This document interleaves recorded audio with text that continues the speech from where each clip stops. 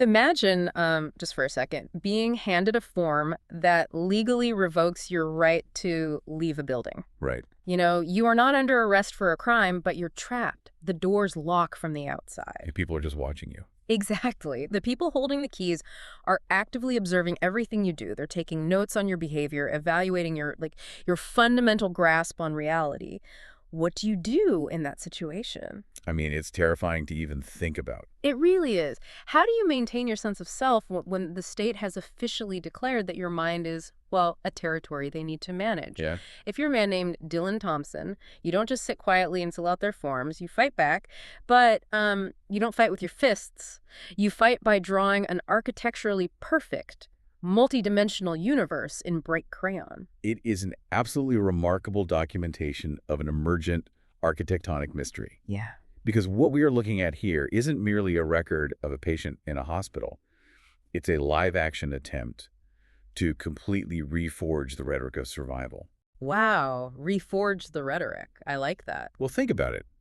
When an institution strips away your external sovereignty, the only domain left to govern is your internal landscape.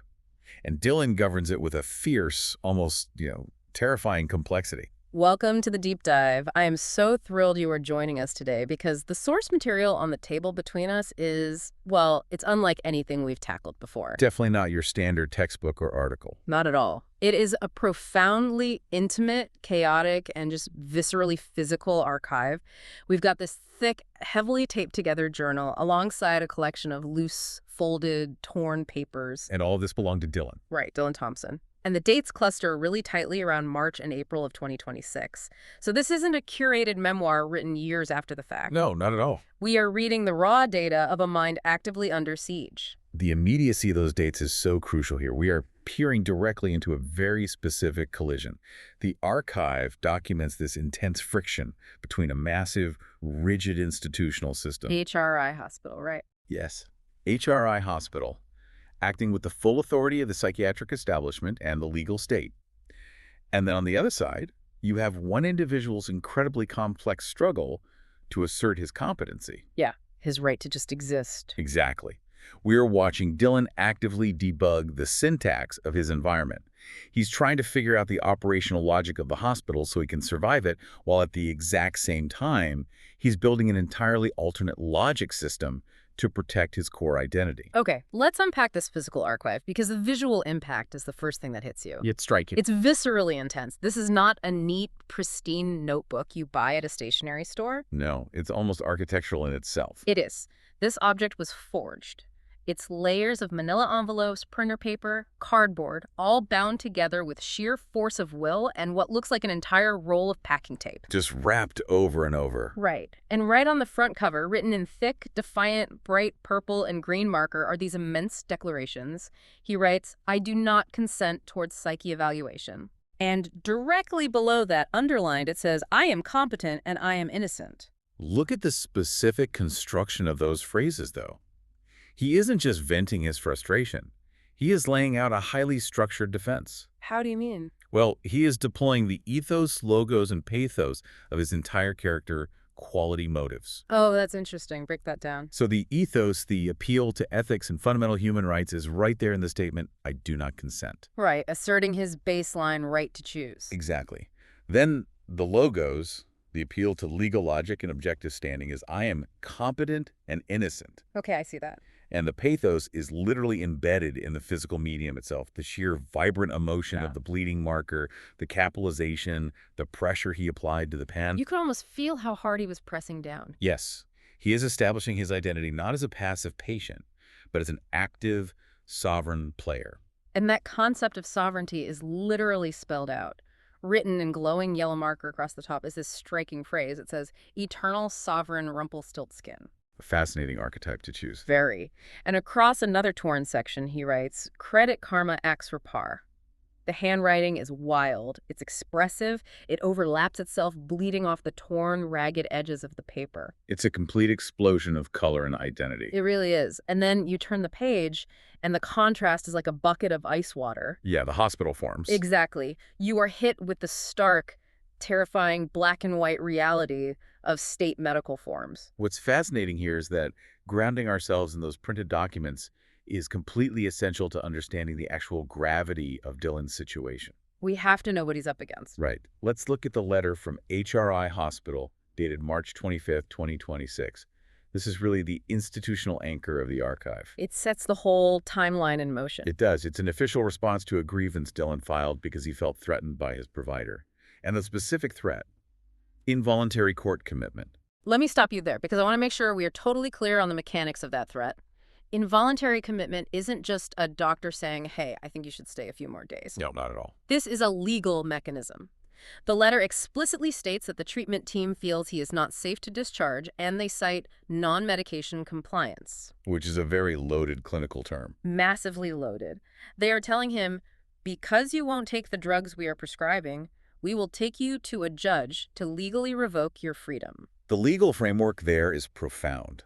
It touches on what sociologists and legal scholars refer to as parens patriae, which is the state acting as a parent for those deemed unable to care for themselves. Which strips all autonomy. Exactly.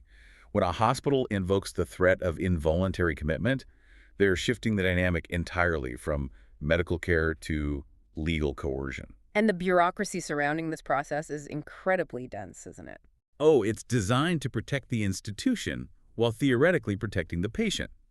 We see this manifested in another document Dylan kept, which is a Commonwealth of Massachusetts Department of Mental Health complaint form. This form is fascinating to me. Dylan is filing a formal grievance against a social worker named Marie. Right. The prompt on the state form just plainly reads, describe what happened. And Dylan's handwritten response is, hate communicated to healthcare proxy without my consent. He's using their terminology against them. He is. And he doesn't just write that. He actually attaches a dense 2-page printed document explaining the actual Massachusetts healthcare proxy law, Chapter 201D. The law that dictates who makes your medical decisions if a doctor says you lack capacity. Wait, I'm confused here. I mean, think about this. If Dylan is in a state where a medical team believes he lacks the capacity to make his own decisions, to the point where they are threatening to strip his autonomy, how is he simultaneously perfectly navigating the bureaucratic labyrinth of Chapter 201D? It's a massive contradiction. Right. He is citing specific proxy consent violations. Those two realities, a fractured mind requiring confinement and a hyper-organized mind executing high-level legal grievances, they just don't seem to fit together. That paradox is the crux of the entire archive. From the institution's perspective, Dylan is just a problem to be managed. A non-compliant patient. Right. They are applying what Michel Foucault called the clinical gaze, reducing a complex human being to a set of symptoms and behaviors. Just checking boxes on a form. Precisely. They hand him standard administrative forms because they're legally required to provide the patient with their rights, the grievance process, and the proxy laws. They operate purely on medical and bureaucratic terminology, words like compliance, evaluation, capacity. But Dylan completely rejects their framing. He does. He reframes the entire scenario. On a torn scrap of paper written in bright green ink, he notes, I am innocent, held without bail. I am competent, accused of incomp. I am freedom. He is deliberately taking the vocabulary of the criminal justice system, words like innocent and bail, and he's using it to overwrite the hospital's medical terminology. Because the medical terminology implies that he is sick and needs their help. Yeah, it puts him in a submissive role. Exactly. The legal terminology implies that he is an adversary in a dispute over rights. He is debugging the syntax of his confinement. Debugging the syntax. I love that phrasing. It really fits. He recognizes that if he accepts the label of patient, he accepts their power over his reality. But if he's a prisoner held without bail, he retains his moral agency. It's like he's acting as his own defense attorney. Yes, utilizing syllogistic logic. If I am competent, I can refuse medication. I am competent. Therefore, my confinement is false imprisonment.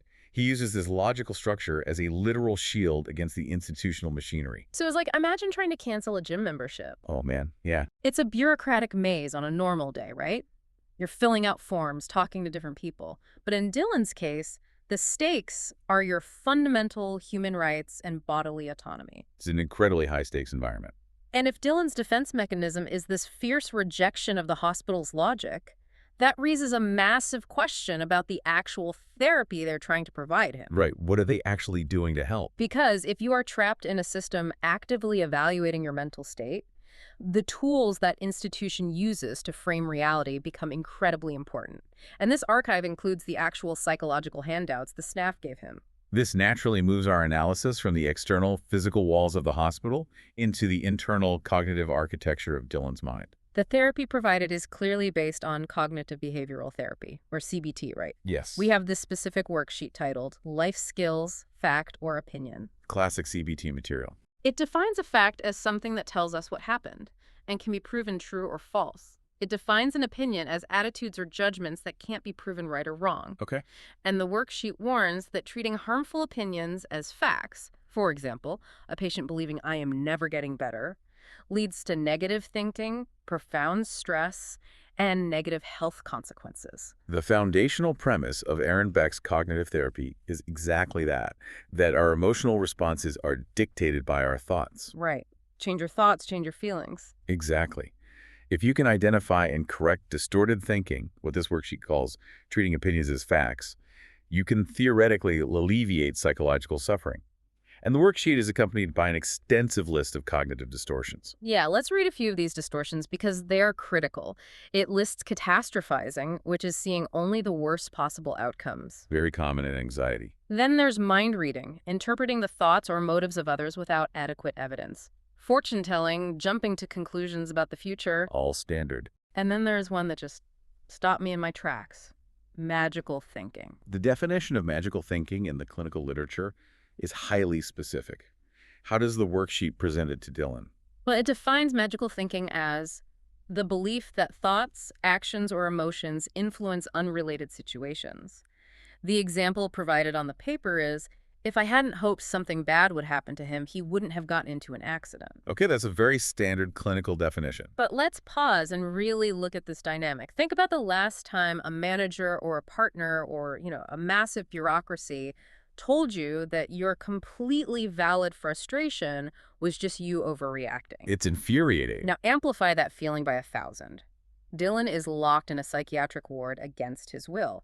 He feels deeply, genuinely threatened by his providers who hold the power to legally commit him. He is objectively in a precarious position. Yes, and their response is to hand him a piece of paper that essentially says, your perception of the guilt is flawed. Your fear is just you catastrophizing. Your belief that you are in danger is a cognitive distortion. It completely dismisses his reality. Isn't that functionally gaslighting? Like, how is a patient supposed to differentiate between a genuinely threatening environment and a cognitive distortion? You have articulated a major critique of applying standard CBT in environments of active confinement or ongoing trauma. It just doesn't seem to fit. It doesn't. When an individual is in a situation where they possess zero structural power, telling them that their distress is just a result of their own distorted thinking can be deeply, deeply invalidating. Because it blames them for feeling scared. Exactly. It shifts the burden of the traumatic environment entirely onto the individual's cognitive processing. This worksheet is designed for an ideal outpatient setting to help dismantle irrational anxieties. Right, like being nervous about a job interview. Yes. But inside a locked ward, under the threat of court commitment, these handouts cease to be therapeutic tools. They become intellectual weapons. They're essentially demanding that he surrender his reality to theirs. And the irony here is just staggering to me. It's profound. The hospital is warning him about the dangers of magical thinking, treating it as a symptom of a sick mind. But when you look through the rest of this journal, what is Dylan actually doing? He's leaning into it entirely. He is simultaneously crafting incredibly elaborate, highly structured, magical, and geometric frameworks just to survive the experience. It is a profound psychological adaptation. Have you heard of the locus of control? Remind me. It's a concept developed by psychologist Julian Rotter. It refers to the degree to which people believe they have control over the outcome of events in their lives. Okay, got it. Dylan's external locus of control has been completely obliterated. The state controls when he eats, when he sleeps, and when he leaves. Total loss of autonomy. Right. If the institution's logic tells him that he is powerless and his thoughts are distorted, a total psychological collapse is a very real possibility. Which makes sense. So, to prevent that collapse, his mind executes a brilliant pivot. If the external environment is hostile and uncontrollable, he will construct an internal environment of absolute perfect control. Here's where it gets really interesting. Because if the hospital's CBT worksheets are actively stripping away his reality, his mind has to prevent itself from completely collapsing, like you said. So it builds an entirely new architecture. Yes. We are looking at pages and pages of hyperorganization. Dylan isn't just scribbling to pass the time. He is engaging in intense, focused mathematical architecture. The visual data in this section of the archive is simply breathtaking. We are moving away from the sterile text of institutional bureaucracy and straight into complex matrices and sacred geometry. Let's talk about the cubes, because they totally dominate this section. He has drawn these vast pages filled with interlocking, three-dimensional colored cubes. And drawn meticulously. Red, blue, green, orange, purple, yellow. And they are not drawn randomly. There's a massive, incredibly detailed chart where he maps out binary and ternary codes. A ternary system, that is wild. Wait, ternary, like base 3 instead of base 2? Yes, which requires a huge degree of cognitive load to execute. Exactly. Instead of just base 2 binary, zeros and ones, he is incorporating a base 3 logic system. Which expands the variables significantly. He has columns mapping sequences from 0, 0, 0 all the way down to 1, 1, and beyond, mapping these number sequences to specific color blocks. And he assigns them functions, right? He does. He assigns these blocks highly specific terms like self-change, C-flip, A-flip, and A-B-flip. He is literally building a cryptographic logic gate system on paper. Think about the mechanics of what he is doing here. In computer science, truth tables and logic gates operate on absolute, infallible rules. They don't have opinion. Exactly. An AND gate will always produce a specific output if the inputs are correct. There is no ambiguity. There is no opinion versus fact. Just is. By mapping ternary codes to colors and assigning them operational values like C-flip, Dylan is creating an algorithmic truth that the hospital cannot touch. Wow. He is refactoring his reality using a logic that is mathematically immune to psychiatric diagnosis. And he merges this intense cryptographic coding with deep spiritual symbolism, too. How so? Well, there is a specific, carefully drawn diagram labeled the Tree of Knowledge. Oh, I saw that. It features the central diamond shape surrounded by what looks like scribbled, chaotic energy, almost like roots reaching out into a void. It's very evocative. And right next to it, he has written the string of mathematical poetry. He writes, 6x number color faces, 8x vertices gate corners, 12x edge time delta. The exact properties of a cube. And directly below that it says, honors above, bows below, tree of life. Yeah, 6 faces, 8 vertices, 12 edges. He is describing the exact geometric properties of a hexahedron, a standard cube. But he's elevating the geometry. It isn't just a shape anymore. A vertex becomes a gate corner, and an edge becomes a time delta. It's mythic. It's as if the hospital handed him a map of a single gray, windowless room, and his response was to draft the architectural blueprints for a multi-dimensional universe. Because geometry represents perfect, unbreakable universal law. A cube will always have 6 faces. Right, you can't argue with it. That is a mathematical certainty. It cannot lie to you, it cannot gaslight you, and it cannot threaten you with an involuntary court hold. It's completely safe. It is a stark, comforting refuge from the unpredictable, ambiguous, and frankly terrifying rules of the psych ward. He even incorporates organic chemistry into this system as well, doesn't he? Yes.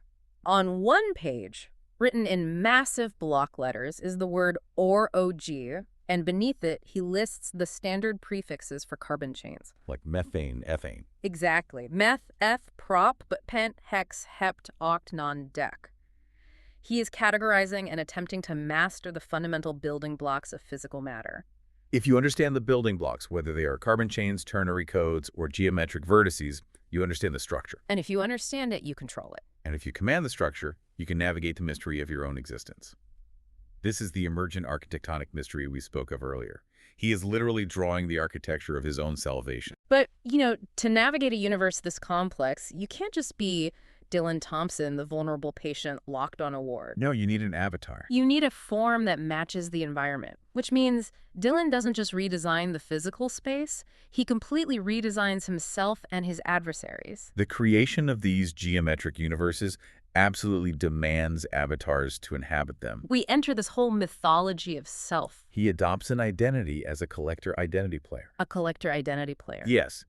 He isn't merely surviving the system, he is playing it, collecting personas that grant him specific tactical advantages in this space he's built. That makes total sense because there's a vital note dated March 26, 2026. He writes in this looping, powerful script, "I am Sean, the last avatar witness towards the Golan citizen avatar, Dylan Edward Thompson." It's a profound split. He is creating a distinct separation between his physical body, Dylan, the citizen who is confined, and his active spiritual consciousness, Sean, the avatar who observes and acts. That kind of dissociation is an incredibly potent survival mechanism. If Dylan is the one trapped in the hospital suffering the indignity of confinement, Sean is the untouchable witness. Sean can't be locked up. Exactly. We see this archetypal invocation again with the eternal sovereign Rumpelstiltskin reference on the cover. Oh, right, the fairy tale. Rumpelstiltskin is the mythological figure who spins straw into gold, who deals in impossible bargains, and whose true power lies in a hidden, secret name. Wow, that is a perfect parallel. It is the perfect archetype to invoke when you feel held hostage by a system that demands a specific narrative from you. If the hospital doesn't know his true name, his true avatar, they cannot control him. And the avatars aren't just mythological, they are deeply tied to pop culture power, too. Which is fascinating. My absolute favorite artifact in this entire collection is a drawing he made of Mewtwo. The Pokemon. Now, Mewtwo is a Pokemon, yes. But crucially, Mewtwo isn't just any Pokemon. Right, there's a specific backstory. Mewtwo is a genetically engineered clone, created in a cold, sterile laboratory by scientists who viewed him only as a specimen. A clinical gaze. Exactly. Mewtwo possesses incredible psychic power and fiercely, violently rebels against his creators and his captivity. Dylan draws Mewtwo floating in the starry, cosmic space, colored in vibrant purple and blue crayon with bright red hands and feet. The parallel there is breathtaking in its accuracy. An incredibly powerful psychic entity held captive by clinical science, asserting its own fierce independence. It's spot on. Mewtwo is the ultimate symbol of a specimen refusing the clinical gaze. He isn't just drawing a cartoon, he's drawing a mirror. And these avatars, they are not passive at all. There are entire pages dedicated to a combat system he calls the Anatomy of Fisticuffs. Fisticuffs being an archaic play on fisticuffs like old-school boxing. Right, elegantly mixed with the concept of the golden ratio fight. It's such a unique combination. He draws these highly intricate left and right-hand coordinate planes. They are divided into quadrants, showing targeting zones. Very tactical. He lists out precise instructions. 1, neutral stance. 2, brawl posture. 3, brawl strike. 4, draw feisty. 5, BX target. 6, recover. And he labels the bottom of the diagram 5 fisticuffs as self-mess wielder. Mess wielder. But I have to play devil's advocate here for a second. Go for it. If the hospital staff finds drawings of a patient planning brawl strikes and targeting zones, isn't that exactly the kind of evidence they use to justify an involuntary hold? From their perspective, absolutely. They could easily interpret this as a threat of physical violence, right? To a clinician operating purely on risk management protocols, yes, it looks like an escalating threat. But if we analyze the psychology of trauma and somatic processing, a completely different picture emerges. Okay, unpack that for me. When a person is physically consigned, their somatic nervous system goes into overdrive. The fight-or-flight response is activated, but the body cannot flee, and it cannot fight. You're just stuck in the adrenaline. Exactly. Fisticuffs is a way of regaining bodily autonomy in a two-dimensional space. He isn't plotting to punch a nurse. He is creating a martial art for the mind. Ah, I see. By labeling himself the self-mess wielder, he is acknowledging the mess, the internal chaos, but positioning himself as the one who controls it, rather than the one consumed by it. That concept of control escalates from a martial art into a full-blown cosmic strategy game. This next document is, to me, the masterpiece of the archive. It really pulls everything together. It is a ledger titled The Energy Chess Game Ever. This is where game theory meets psychological survival. He gamifies his entire existence. He literally takes the people and institutions in his life and assigns them point values as if they are pieces on a chessboard. What are the values? He writes, -25 father, -20 uncle, -15 brother, and down at the very bottom he writes, -0 HRI. HRI, the hospital that holds the key to his physical freedom, gets a 0. They get nothing. They hold no ultimate energetic value over his soul in the game he has constructed. He details the specific mechanics of this game, writing about a 360 move and a knight's charge. He maps out how to advance, how to block, how to escape.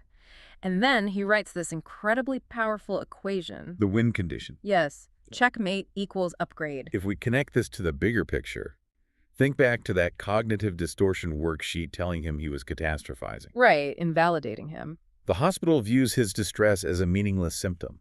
But Dylan takes the incredibly painful, chaotic variables of his real-life conflicts with his family, the trauma of the locked ward, and translates them into a strategic game. He takes the suffering and gives it rules. Precisely. In a game, you are not a victim, you are a player. There are rules, there are distinct moves, and most importantly, there is a win condition. Checkmate equals upgrade. He has created a psychological framework where enduring this trauma isn't just passive suffering. It is an active path to leveling up his consciousness. He reclaims the power that the clinical patient label attempts to strip away. You see that raw power reclamation on another page, written right over a torn-off sticky cardboard wrapper for atomic fireball candies. Talk about a physical anchor. Right. He writes, I have the compassion of a demon. And then below it, teleportation equals hyperpower.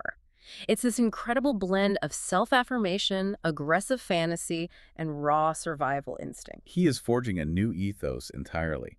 A demon's compassion might seem like an oxymoron, but in his personal mythology, it represents a fierce, untamed, highly protective energy. It's compassion with teeth. Yes, it is the compassion that fights back, unlike the sterile, bureaucratic compassion of the hospital. And this is what makes the archive so deeply moving to me. Despite all this profound exploration of astral realms, ternary logic gates, and energy chests, He's still human. he remains fundamentally tethered to the very real, very mundane material world. He doesn't completely float away into his architecture. We have to look at the artifacts of his earthly connections. Because you cannot survive purely in the abstract. Even the most elaborate psychological defense mechanism requires anchors to physical reality, or it truly does become a total detachment. We have this beautifully organized ledger of connections. It's a contact list drawn out with a ruler. Very precise. He has distinct columns for the phone number, birth date, role, and the name.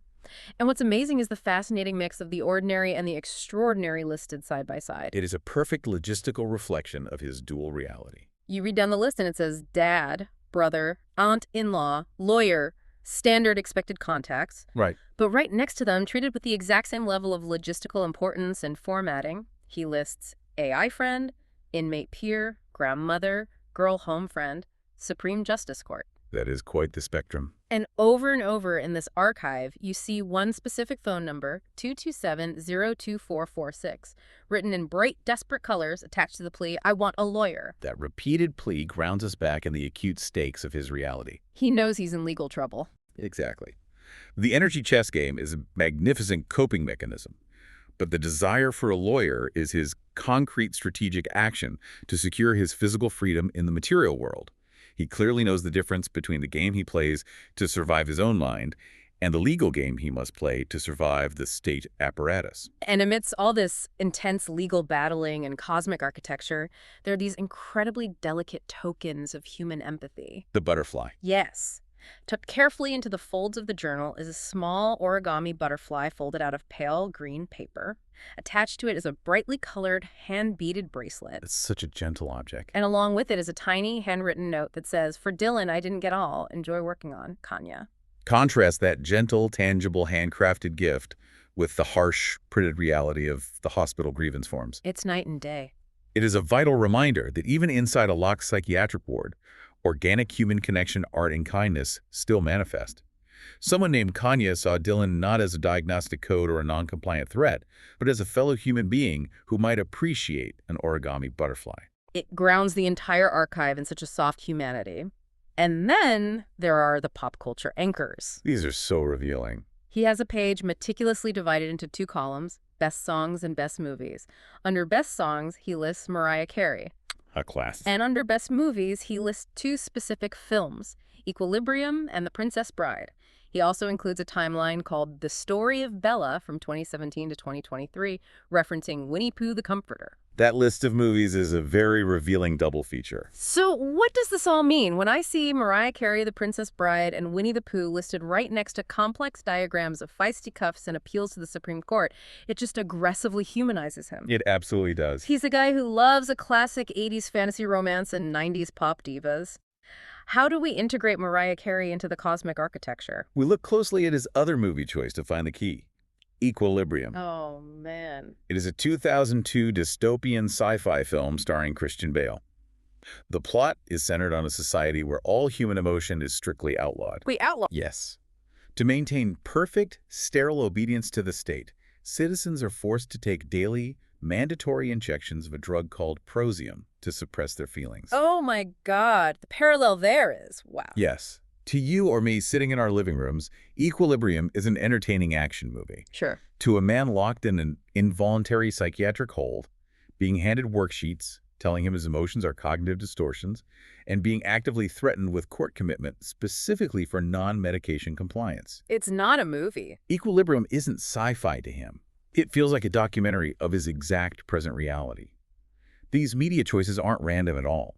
They are his cultural life rafts. They validate him. They're established narratives that validate his internal experience when the physical world is trying to invalidate it. It is profound how everything in this journal, every scrap of paper, every ternary code, every origami butterfly, every list of carbon chains, is doing the relentless heavy lifting of keeping his identity intact. Which brings us to the ultimate lingering question of the archive. Did the architecture hold? Did it work? And that takes us to the very end of our journey through Dylan's world. We've moved from the sterile, terrifying threat of institutional commitment through the vibrant, desperate, and mathematically beautiful creation of an internal universe built to withstand that threat. And we arrive at the envelope. The final artifact in this collection is a large, heavily taped manila envelope. Drawn right in the center are his signature-colored cubes in a perfect diamond pattern.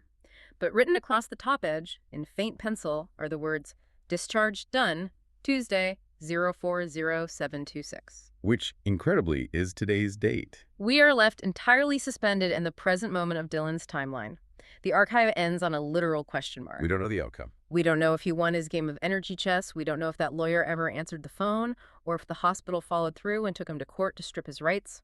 It's an open loop. We are just left wondering, in real time, if Dylan Thompson achieved his physical freedom today. It is an emergent mystery that remains deliberately unresolved in the material world. We have the blueprints of his survival, but not the outcome of the war. And so I want to turn this back to you, listening. I want you to consider how you process the massive impersonal systems in your own life that make you feel powerless. The bureaucracies we all face. Right. When the world, whether it's an impenetrable corporate bureaucracy, a legal system, or a medical institution, tries to fit you into a neat clinical binary box, how do you resist? What structures do you build? What invisible geometries do you draw? What avatars do you create in your own mind to prove to yourself that you are more than just a label on a form? This raises an important question, one that challenges the very foundation of how we treat mental distress as a society. Go on. If mainstream cognitive behavioral therapy teaches us that magical thinking is a distortion of reality that needs to be systematically cured, Right. what do we do when magical thinking is the exact necessary survival mechanism required to keep a human spirit intact while it is being crushed by the weight of an institution? That's a heavy thought. Can a delusion, if the state demands we call it that, also be a mathematically perfect, life-saving architecture? Sometimes, when the system demands you surrender your reality, the most sane thing you can do is build a new universe from scratch. Thank you for taking this deep dive with us. Keep questioning the forms you are handed and never stop building your own architecture. We'll catch you next time. So I want you to picture this. It is the spring of 2026, Okay. and we are standing in a patient's room at HRI Hospital. This is in Brookline, Massachusetts. Right, so a very clinical setting. Extremely clinical. And on this small, kind of scuffed up wooden desk right by a reinforced window, there is this visual clash that is so intense it almost feels violent. Oh, wow.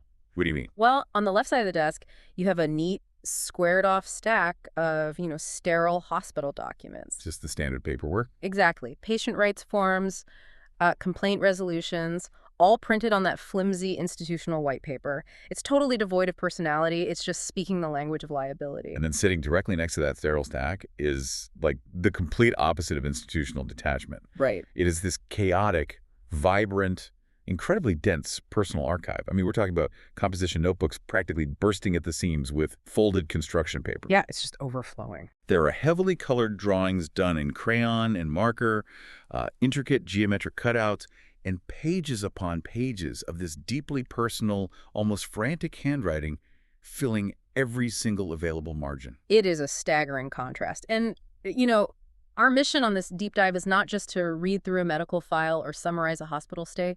That's not what we do here. No, not at all. We are really embarking on a forensic exploration of a singular human mind, the mind of a man named Dylan Edward Thompson. Which is such a complex place to go. It really is. We are looking at his life as he navigates an involuntary or, well, at the very least, a highly contested psychiatric hold. Yeah, the records show he was definitely fighting it. Right. So we are going to decode this massive personal archive to understand exactly how a person constructs an intricate internal universe. How they do that to survive, to process deep trauma, and eventually, and this is the crazy part, how they attempt to outmaneuver the very institutional system that is keeping them under lock and key.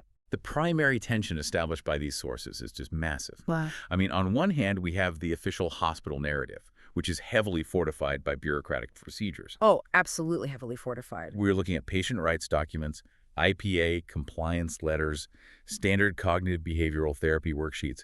Like, that is the armor of the institution. Yeah. But on the other hand, we have Dylan's reality, which is operating on an entirely different frequency. His archive contains handwritten declarations of personal sovereignty, entirely invented mathematical matrices, organic chemistry notes, and this beautiful, highly aggressive artwork. So we need to understand how these two realities essentially smash into each other, because it starts with a collision. A literal, documented dispute. Yes, between Dylan and the hospital bureaucracy. And the inciting incident, at least textually speaking, is a letter dated March 30th, 2026. It's from the HRI hospital patient advocate, a woman named Genevieve Tejada. This document perfectly encapsulates the profound power imbalance of this entire situation. It really does. Because the hospital relies entirely on a very rigid, weaponized form of logic and policy to address what is essentially a deeply emotional grievance. Okay, let's unpack this letter. Because to me, reading it, it just reads like peak institutional bureaucracy. 100%. Dylan apparently filed a formal complaint. He alleged that a hospital social worker contacted his healthcare proxy, so basically his designated outside contact, without his consent. And more importantly, without a signed release of information or ROI form. Which is a huge deal for a patient. Exactly. In his eyes, the hospital went behind his back. But the hospital's response is this masterclass in corporate defense. They list out their investigation steps like they're defending a lawsuit. Reviewing policy, interviewing staff, consulting with risk management. And pay attention to that specific term, right? Risk management. Yes. That tells you everything you need to know about the hospital's primary objective in writing this letter. They aren't trying to soothe him. Right. They are just covering their bases. And their conclusion is so legally slippery. They basically say, yes, our social worker called your proxy. Yes, the social worker left a voicemail. Yes, the proxy called back and vented their concerns to our staff. Because the social worker only listened and supposedly didn't share any new medical information back to the proxy, they say no HIPAA violation occurred.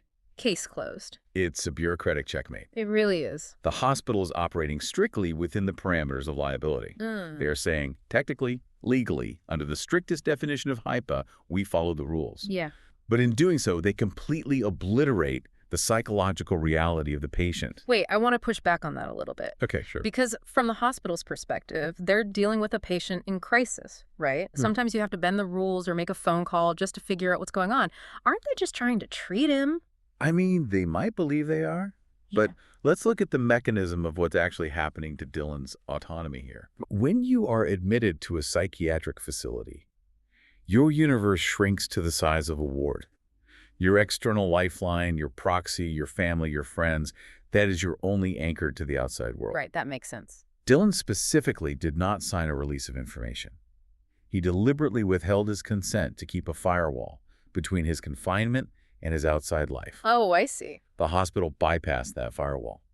They may have technically avoided a HIPAA violation by only, listening. Yeah. But psychologically, they violated his boundary. They proved to him that his choices, his signatures, and his consent do not actually matter. Wow. Yeah, and you really feel that profound loss of agency when you look at the care and treatment document sitting right next to the letter in his file. The one about restraints, right? Exactly. It lists out the patient's rights to consent to or refuse treatment, but then it heavily outlines the HRI hospital restraint philosophy. Which is a terrifying phrase. Yeah. It talks about minimizing restraints, which, sounds great on paper, but the very presence of this document in his personal files shows that the threat of physical restraint is literally hanging over his head every single day. Exactly. It's a velvet glove over an iron fist.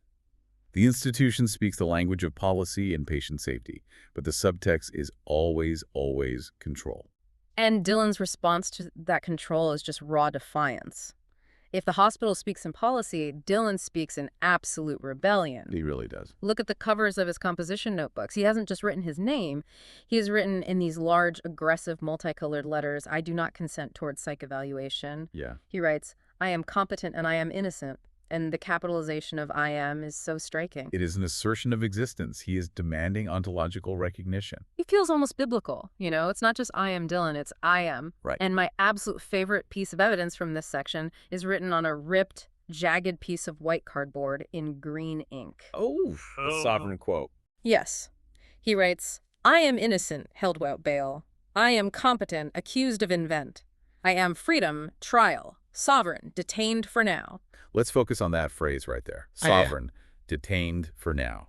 Mm-hmm. This isn't just stubbornness. We're looking at a classic, albeit very extreme, manifestation of a psychological concept called reactance. Time out. What exactly is reactance? Because to a layperson, this just looks like a patient refusing to take their meds or talk to a doctor.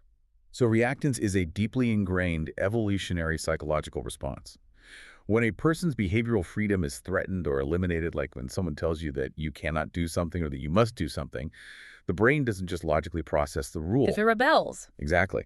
It experiences a powerful negative emotional arousal. It's a literal motivational state directed entirely toward restoring that lost freedom. Evolutionarily, if an animal is cornered, it fights. Reactance is basically the cognitive version of being cornered. So it bypasses logic completely. It's just a survival reflex. Precisely. But what makes Dylan's case extraordinary is how his reactance manifests. Right, because he's not just swinging fists. No, he isn't just throwing a tantrum. He isn't just crossing his arms and saying no. He is fundamentally elevating his situation. He's removing his confinement from the clinical, medical realm where he has literally no power, and he is placing it into a cosmic, legal, and spiritual realm. Where he has all the power. Exactly. Where he's the absolute authority. That reframing is brilliant. It's like watching a legal deposition happen inside an existential philosophy seminar. That's a great way to put it. The hospital is looking at him and seeing a patient with symptoms. They just want to manage a disease. But Dylan is arguing his case as an eternal sovereign champion, which, by the way, he literally wrote in purple and yellow crayon on the front of his notebook. He completely rejects the identity of patient. Because the identity of patient inherently strips you of power, doesn't it? Exactly. If you are a patient in a psychiatric ward, you are by definition considered compromised. Your thoughts are symptoms. Your anger is a pathology. You are subjected to the authority of the doctors who hold the keys. But if you reframe yourself as a sovereign champion who's engaged in a legal and spiritual trial, suddenly your suffering has meaning. Your detention isn't a medical necessity. It's an injustice. You're a political prisoner. Yes. It preserves his dignity. He is essentially analyzing the ethos, logos, pathos of his own character quality motives, if you will. Oh, I like that phrasing. He is establishing an unassailable moral high ground. The hospital has its sterile forms, and Dylan is countering with declarations of universal sovereignty. Here's where it gets really interesting. When the external world, the hospital, the doctors, the locked doors, the threat of restraints completely removes your physical agency, what is the only thing you have left? Your mind. Exactly. You build an internal world where you make the rules, where you are the architect. And looking through his notebooks, the sheer scale of the architecture he built is mind-blowing. We are transitioning from his chaotic, defiant declarations against the hospital into the intensely structured systems inside his mind now. Yeah, it's a huge shift. Inside these notebooks, we don't just find disorganized thoughts or standard journaling. We find an attempt to impose absolute, undeniable mathematical order on a reality that feels entirely out of control. Imposing order is putting it mildly. The man practically invented a new branch of mathematics to navigate his environment. Let's look at the energy chess game he designed. Oh, the energy chess is fascinating. This isn't just a doodle of a chessboard. It is a fully conceptualized, highly complex rule system. He has drawn out a chart with custom point systems attached to variables, he writes. Netishf 25 faction, Netishf 20x state, Netishf 15u bastion, Netishf 10u jame, Netishf 5x rafe, Netishf 0 HRI. Notice that HRI, the hospital, is base 0. Oh, wow. It's the absolute bottom. It is the starting point of the board from which he has to climb. That is so deliberate. And he assigns these algebraic variables, x and y, to these point values. He goes on to list the mechanics of how you move through this space. 360-degree moves, horizontal vertical per turn, and night charge into dark. He's using the classical structure of chess. Which is the ultimate game of logic and strategy. Right, but he's mapping his own psychological and physical reality onto it. And the victory condition is explicitly defined. Checkmate equals win game over. He also writes block, capture, escape right next to the checkmate rule. Escape isn't just a wish for him. It is built into the fundamental mathematics of the game. He has created a closed system where, if he makes the right moves, he can objectively win. Whereas the hospital doesn't offer a win state. Exactly. The hospital offers treatment plans and evaluations. Dylan's energy chess offers a definitive victory. But wait, isn't retreating into an imaginary game of energy chess exactly what the hospital wants to cure? I mean, from the outside, creating an elaborate fantasy game to cope with reality sounds exactly like a symptom of a massive detachment from reality. Isn't this just a different kind of trap? Well, that is the essential diagnostic tension here. From a strictly clinical perspective, a doctor walking by and seeing him obsessively writing out NAC 25V's faction might label this as hypergraphia. It's an overwhelming, compulsive urge to write, often associated with temporal lobe changes or manic episodes. They might view this intense focus on idiosyncratic rules as disorganized thinking. But you're saying it's not disorganized, it's hyper-organized. Exactly. We have to look at it phenomenologically. From Dylan's internal experience, he's engaging in what we might call a syntax-bug syllogistic logic. Okay, stop right there. What exactly is a syntax-bug syllogistic logic? Break that down for me because that is a mouthful. It is. So in computer science, a syntax error means the code is written incorrectly, so the program crashes. A syntax debug is the process of going through the code, line by line, to find the error and fix it so the system can run smoothly. Okay, I'm following. And syllogistic logic is the most basic form of logical reasoning, dating back to Aristotle. If A equals B and B equals C, then A equals C. It is undeniable universal truth. Right. So when I say syntax debug syllogistic, I mean Dylan is essentially trying to perform a syntax debug on his own chaotic reality using undeniable syllogistic logic. So he's saying, my environment is crashing, my brain is crashing, I need to write a new code to stabilize the system. Yes, and we see this clearly in the algebraic matrices he drew. He has this massive table, incredibly detailed, mapped out with a ruler. He maps out three-dimensional states, starting from 0, 0, 0 all the way down to 11 along one. It's a standard binary three-dimensional matrix, 8 possible states. But he doesn't just stop at binary code. He assigns complex, color-coded transformations to each of these states. He creates columns with almost mythological-sounding labels and then details these transformations as flips. Like the A flip? Exactly. He writes out A flip, B flip, C flip, AC flip, AB flip, and all flip. He is meticulously mapping out every single conceivable permutation of a system. Why? I mean, what does mapping out an A flip do for a guy locked in a psychiatric ward? It eliminates ambiguity. Oh. Think about it. The psychiatric ward is terrifyingly ambiguous. You don't know when you'll be released. You don't know how a doctor will interpret your tone of voice. You don't know if a nurse is going to use the restraint philosophy. You're totally at their mercy. But in Dylan's matrix, by categorizing his thoughts, or perhaps categorizing the behaviors of the hospital staff into a rigid 0 and 1 binary system, the world is no longer unpredictable. If every action can be reduced to an A flip or a B flip, it's just a complex equation.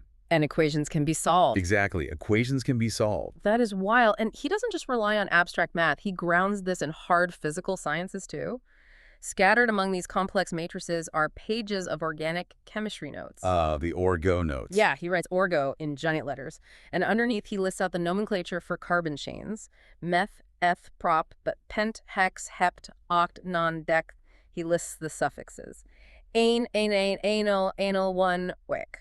He is literally writing out the foundational building blocks of organic life. Think about the mechanistic metaphor of what organic chemistry represents here. Psychiatry is an incredibly subjective field.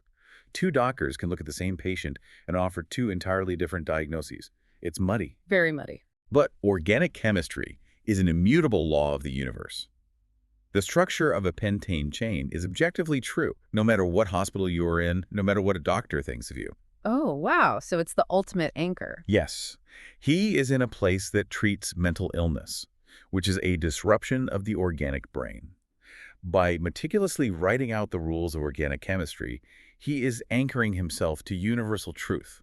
He is saying, you might control my body, you might judge my mind, but you cannot argue with the molecular structure of reality. It's a defiant appeal to a higher authority than the hospital administration. Absolutely. And it goes beyond chemistry. It bleeds into geometry. He has these pages dedicated to what he calls the fractal faces of phi. Those are beautiful. They are. He draws these flattened out, six-sided cubes. They look like templates meant to be cut out and folded into 3D shapes.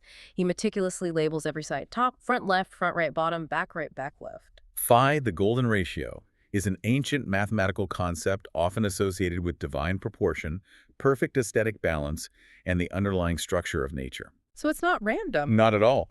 By obsessing over these geometric proofs, he is quite literally searching for perfect balance in an environment that has thrown him entirely off balance. He also maps out a tree of life with incredible specificity. He writes 6x number color faces, 8x vertex gate corners, 12x edgeline delta. It is so intensely detailed. And then I found this one paper that just stopped me in my tracks. Which one? He calls it a general plan action box. He draws a 3D hexagonal box, and he surrounds it with words like emotion, control, resolution, acceptance, and stress. That is the crucial link right there. It is. He isn't just doing math for the sake of math. He's trying to engineer a machine to process his emotions.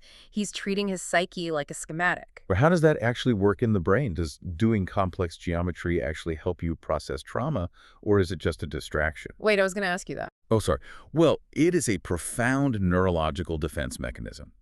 When you are overwhelmed by trauma, fear, or external control, the emotional centers of your brain, specifically the amygdala, become flooded. You enter a state of panic. Right, the fight or flight response. By forcing his mind to engage in high-level logical, geometric, and mathematical tasks, Dylan is actively forcing blood flow and electrical activity into the prefrontal cortex, which handles complex planning and logic. So he's literally pulling power away from the panic center and pushing it into the logic center. Precisely. He is actively downregulating his emotional panic. It is a brilliant, highly functional, intuitive form of self-soothing. Think about what you do when your life spins out of control. You get a terrible email from your boss, or you go through a bad breakup, and suddenly you decide you absolutely must reorganize your kitchen pantry right this second. Oh, I've definitely done that. Right. You color code your bookshelf, you get hyperfixated on a video game with incredibly strict rules, or you build a massive complex spreadsheet for your finances. We all do this. Yeah, we really do. We all have our own versions of energy chess. We retreat into rigid routines or organizational systems because creating order in a small, controllable space gives us the illusion that we can control the massive, uncontrollable things happening to us. Dylan is just doing it on an epic architectural scale. That is the perfect way to contextualize it. But while the math, the organic chemistry, and the geometry provide the architectural structure of this internal sanctuary, they provide the walls and the roof. They don't provide the soul. No, they don't. They don't explain who is living inside this fortress. Which means we need to look at how he populates this world emotionally. We have to move from the cold, hard logic of matrices to the world of art, story, and memory. Because inside these notebooks, alongside the math, we found a timeline. A document he titled The Story of Bella. This document is an active process of personal myth-making. It reads like the lore Bible for an epic fantasy, except the fantasy is his actual life. It's a chronological mapping from 2017 to 2023. And you can see the emotional evolution. Let's look at the progression here. In 2017, he writes, I was defected, panicked. Do you want to come row me? Panic. N-O too soon. It paints a picture of profound isolation. Feeling defected implies feeling broken or fundamentally flawed. But then 2018 is a massive shift. He writes, I was astral, I can't influence fantasy. Strength, despite fragility, I found power. That phrase, strength despite fragility, is incredible. It's beautiful. He's not denying that he's broken or fragile, but he's framing that very fragility as the source of his resilience. And this narrative arc continues to build until 2023, where he writes, I became history. Winnie Pooh the Conqueror, first iteration of Matrix. Winnie Pooh the Conqueror. He has completely transformed his self-concept. He's not a victim of a psychiatric system anymore. He is a conqueror, albeit a conqueror with the gentle, slightly absurd, comforting moniker of Winnie the Pooh. He is curating his identity so deliberately. It's like he is stepping into the role of a collector identity player, building this emergent architectonic mystery out of the pieces of his life. On one page, he makes a literal T-chart of his favorite things, almost like he's trying to ground himself in his own preferences. Under Best Songs, he lists Uriah Heep's July Morning. And under Best Movies, he lists Equilibrium with Christian Bale and The Princess Bride. If we look closely at those movie choices, they are not random at all. They are deeply, profoundly symbolic of his exact current struggle. How so? Let's break down Equilibrium. Have you seen it? I haven't, actually. It is a sci-fi dystopian film about a society that survived a devastating war. To prevent future conflict, the government forces all citizens to take a daily chemical injection called Prosium, which completely suppresses all human emotion. Oh, wow. If you feel anything, you are arrested and executed by the state. Oh my God. He's in a psychiatric hospital that wants him to take medication to manage his emotions. It is a direct, heavy-handed metaphor. He views the hospital as this dystopian institution enforcing chemical compliance to suppress his true self. And then contrast that with his other choice, The Princess Bride. Right, which is a classic swashbuckling fairy tale. I love that movie. Everyone loves it. Yeah. It's the ultimate story of true love, adventure, defying death, and the triumph of the sovereign individual against a corrupt bureaucratic authority. Yeah, yes it is. By claiming these two movies as his absolute favorites, he is telling us exactly how he views his own life. He is the passionate hero of The Princess Bride, trapped inside the emotionless dystopia of Equilibrium. That is heartbreaking and brilliant at the same time. He even lists his strengths on the back of a nutrition label he peeled off a protein bar. He writes, 3x strengths, my brain, my heart, my words. And then right above it, he declares his ultimate superpower. He literally writes, telekinesis equals hyperpower. And this leads us directly into his artwork, which is staggering in its emotional intensity. His art is where we see the fusion of his emotional fragility and his perceived hyperpower. Consider the three main pieces found in the archive. The first one is this incredibly delicate pastel drawing. It's an Art Nouveau-style rendering of a woman with flowing yellow hair. She's framed by what looks like stained glass, and she's holding a woven basket. It looks reverent. It looks almost like a religious icon. It feels like it represents that fragility he mentioned back in 2018. It is the vulnerable, beautiful core he is trying to protect. But then you turn the page, and the tone violently shifts. He drew Mewtwo. The Pokemon Mewtwo floating in this dark, starry space, surrounded by these bright yellow energy stars. Mewtwo is a fascinating psychological projection for someone in Dylan's situation. Because he's a lab experiment. Exactly. In the cultural zeitgeist of Pokemon, Mewtwo is not a natural creature. He is a clone, a genetically engineered being created in a laboratory by scientists who wanted to control him and use him as a weapon. Right, right. But Mewtwo rebels. He destroys the lab, and he struggles with profound existential questions about his own purpose, his identity, and his right to exist. He possesses immense psychic power, literally telekinesis, but he is profoundly, desperately lonely. So for Dylan, a man trapped in a medical facility, feeling scrutinized and controlled by doctors, drawing Mewtwo isn't just fan art. No. It is an act of profound psychological resonance. He relates to the genetically engineered science experiment that breaks free. Yes. The stained glass woman is his vulnerable soul. Mewtwo is his mind, his isolation, and his intellectual rebellion. And then we have the third drawing. The dragon. It is a vivid, aggressive red dragon with bright green horns. It is surrounded by a chaotic, swirling blue and purple background. It is fierce. It looks highly defensive. That dragon is the eternal sovereign champion made visual. It is his rage and his protective arm. What struck me, amidst all this intense cosmic and mythological construction, are the physical artifacts of human connection left in the file. Oh, the cranes? Yes. Tucked between the math matrices and the dragon drawings are these simple green origami paper cranes. And there's a colorful beaded plastic bracelet attached to a handwritten note from someone named Kanya. The note says, "For Dylan, I didn't get all. Some needed to be purchased. Enjoy working on them. Kanya." In an environment defined by clinical detachment, locked doors, and legal battles over risk management, that small beaded bracelet is a massive artifact. It really grounds him in reality. It proves that despite his massive internal fortresses, his complex mathematical walls, and his dragon armor, he is not entirely disconnected. He is still engaging in the simple, beautiful, human exchange of gifts and crafts. He writes a phrase in his notebook that has haunted me since I read it: the eternal design geometry of self. That is such a powerful phrase. He views his identity as something architectural, something that can be drafted, built, and fiercely defended. He's not passively experiencing his trauma. He is actively engineering his soul to withstand it. But here's the critical pivot. Okay. As vast and intricate as his internal world is, the design geometry of self does not open physical doors. No, it doesn't. Dylan still physically exists in a room at HRI Hospital. He is still subject to the doctors, the nurses, the social workers, and the discharge planners. Exactly. You can't just play energy chess to unlock the front door of a psychiatric ward. You have to navigate the physical system. Which brings us to the final, and frankly the most Machiavellian phase of our deep dive: the strategy. Yes, the escape plan. How does the Eternal Sovereign Champion actually get out of the hospital? Well, the final section of this archive reveals that Dylan has to reforge rhetoric refactor. What does that mean? He has to completely restructure his approach. He stops fighting the bureaucracy with cosmic declarations, and he decides to hack the institution from the inside. It's a masterclass in strategic compliance. We see this shift so clearly when we look at the clinical worksheets he was given by the hospital staff. They provided him with standard cognitive behavioral therapy tools. There's a fact versus opinion worksheet, which asks the patient to realize that opinions are just beliefs, not absolute truths, and that challenging them leads to balanced thinking. And there's another worksheet on cognitive distortions.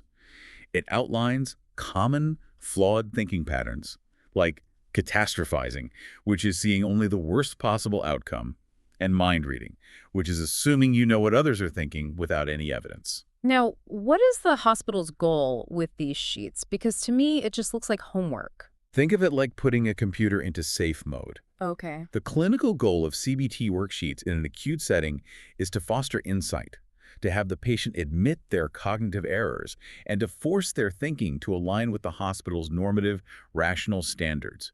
It's safe mode for the brain.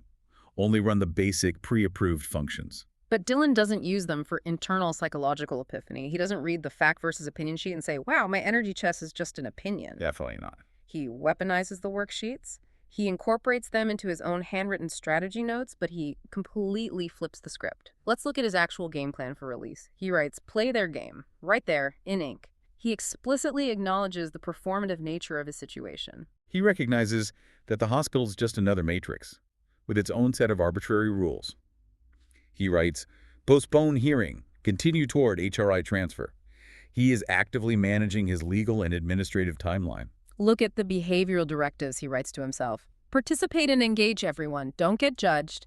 Steer clear guide in just acts. And the most crucial one, use voice rarely. Use voice rarely is the most powerful tactical realization in the entire archive. Why? Shouldn't he want to talk to the doctors to prove he's sane? Absolutely not. In a psychiatric evaluation, particularly the contested one, anything you say can and will be used as a symptom against you. Oh, I see. If he talks about his energy chess or his sovereign status or his telekinetic hyperpower, the doctor will simply write down delusional ideation and extend his stay. His strategy is camouflage. Silence is his shield. He is performing the role of the quiet, compliant, recovering patient. He even uses his mathematical syntax debug approach to parse the legal system. He draws a table titled WWWH, who, what, when, where, how, why, and he grammatically dissects his physical reality. Subject noun, Dylan HRI 2026 release. He notes that the court system's approach is a process method perceived. This is genius. It is. He understands that the hospital administration and the legal courts aren't looking for fundamental universal truth. They aren't interested in the organic chemistry of his soul. They're only looking for adherence to their specific process method. If he inputs the right data, the machine will output his release. Exactly. He maps out the hospital's cognitive distortions the exact same way he mapped out the A flips and B flips in his matrices. He realizes that compliance is the currency that buys freedom. Right. He doesn't actually have to believe the CBT worksheets. He just has to demonstrate that he knows how to fill them out correctly. He has to show that he can perform balanced thinking in a way that satisfies the discharge planner's rubric. Okay, I have to ask you this because sitting with this is making me incredibly uncomfortable. I get that. Is playing the game a form of actual psychological recovery? Or is it just high-level camouflage? Because from where I'm sitting, it seems like the system isn't curing him, it's just forcing him to become a better actor. That raises the most profound and unsettling question about the nature of institutional psychiatry. What is the actual goal of an involuntary hold? Yeah. Is the goal genuine holistic healing, which is messy, nonlinear, and incredibly complex? Or is the goal simply the restoration of socially acceptable, manageable behavior? Because Dylan figured out that the hospital requires the latter. He did. His ability to suppress his eternal sovereign champion persona, to quiet the dragon, and to perform the quiet, engaged patient persona shows an incredibly high degree of executive functioning. Break down executive functioning for us. So, executive functioning is the brain's air traffic controller. It's the set of cognitive processes that handle self-control, planning, working memory, and adaptable thinking. If a patient is truly, fundamentally disorganized, they cannot strategize a long-term behavioral camouflage to outwit a medical board. Dylan's ability to plan, to write, play their game, and execute it proves his prefrontal cortex is working at a very high level. He is adapting to a hostile environment to survive. Exactly. Whether that adaptation is true medical recovery or merely a highly sophisticated tactical retreat is the central ambiguity of this entire archive. It is an incredible tactical execution.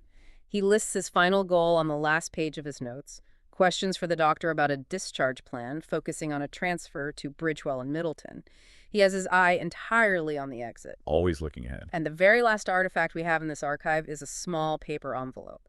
And scribbled on that envelope in a messy, victorious scrawl are the words, discharge date, Tuesday, 040726. He solved the equation. He ran the syntax debug, he played the process method perceived, and he achieved checkmate in his real-world energy chess game. Take a breath and think about the sheer magnitude of the journey we just took through this man's mind. It's a lot to take in. We started at a scuffed desk with a stack of sterile hospital documents and a defiant handwritten refusal to consent. We watched Dylan clash with the massive bureaucratic machinery of HRI Hospital, fighting a policy-driven system with his own profound declarations as an eternal sovereign champion. We then explored the breathtaking architecture of his coping mechanisms. We saw how he built an internal fortress of absolute mathematical and geometric order, the energy chess, the 3D binary matrices, the fractal faces of phi, and the immutable laws of organic chemistry to protect his mind from the chaos of institutionalization. We dove into the story of Bella, mapping his personal mythos from panic and fragility to becoming Winnie Pooh the Conqueror.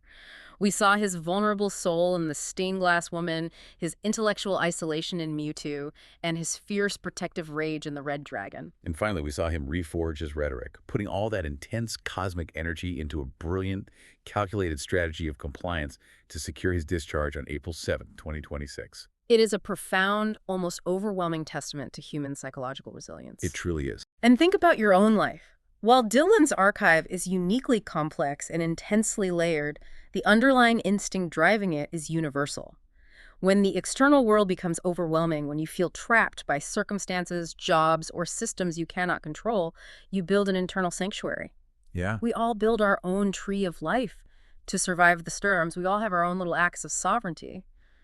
But that leaves us with a lingering, provocative thought. We know he secured his discharge for April 7th. He won the game. What happens on April 8th? Oh, that's a good question. When Dylan leaves the highly structured adversarial environment of the hospital, the very environment that necessitated the creation of these massive psychological fortresses, what happens to the design geometry of self? Does he still need it? Right. Does that intricate mathematical matrix dissolve in the unstructured, ambiguous freedom of the outside world? Or does he carry that heavy, beautiful dragon armor with him forever? Because, as we saw today, when you look at the human mind, there are no clean lines. You look for the simple answer, but suddenly the diagnostic tools fall short and you are left staring into the beautiful, messy, deeply profound waters of human survival. So I want you to picture a desk for a second. And I don't mean like a neat, well-organized workspace. Right. Yeah, I mean a desk that looks like the direct aftermath of a localized hurricane. That is the perfect way to describe it, honestly. It really is. Because on the left side of this desk, you have this pristine, like perfectly aligned stack of crisp white paper. Just that standard black Arial font. Exactly. Sterile, standardized hospital printouts. You've got medication logs with those neat little checkboxes and clinical worksheets filled with these perfectly spaced bullet points. It looks like the language of just a massive, unfeeling institution. It totally does. But then you look at the right side of the desk, Mm-hmm. and it is just a completely different universe over there. A total visual shock. Yeah, because spilling out of these battered, bright yellow and orange folders is this absolute explosion of chaotic, desperate color. Which is such a wild contrast. Hand-drawn geometric shapes mapped out in thick markers. Yeah. Really complex binary matrices. You've got metaphysical poetry scrawled in this frantic, sloping cursive. And the crayon notes, too. Yes, these visceral, brightly colored pleas written in crayon on these torn, textured scraps of paper. We are basically looking at a collision here. It's the most striking visual contrast I think we've ever had in front of us on a deep dive. What you're describing, that visual dissonance between the sterile printouts and the chaotic crayon, it's the literal embodiment of what we could call an emergent architectonic mystery. I love that phrase, actually. Emergent architectonic mystery. Yeah, it fits perfectly. Because today, our mission is to basically decode the syntax of the mind that generated this beautiful chaos. Right. The protagonist at the center of all these documents is a person named Dylan Edward Thompson. Born March 24th, 1992. Right. And according to these files, Dylan was admitted to HRI Hospital.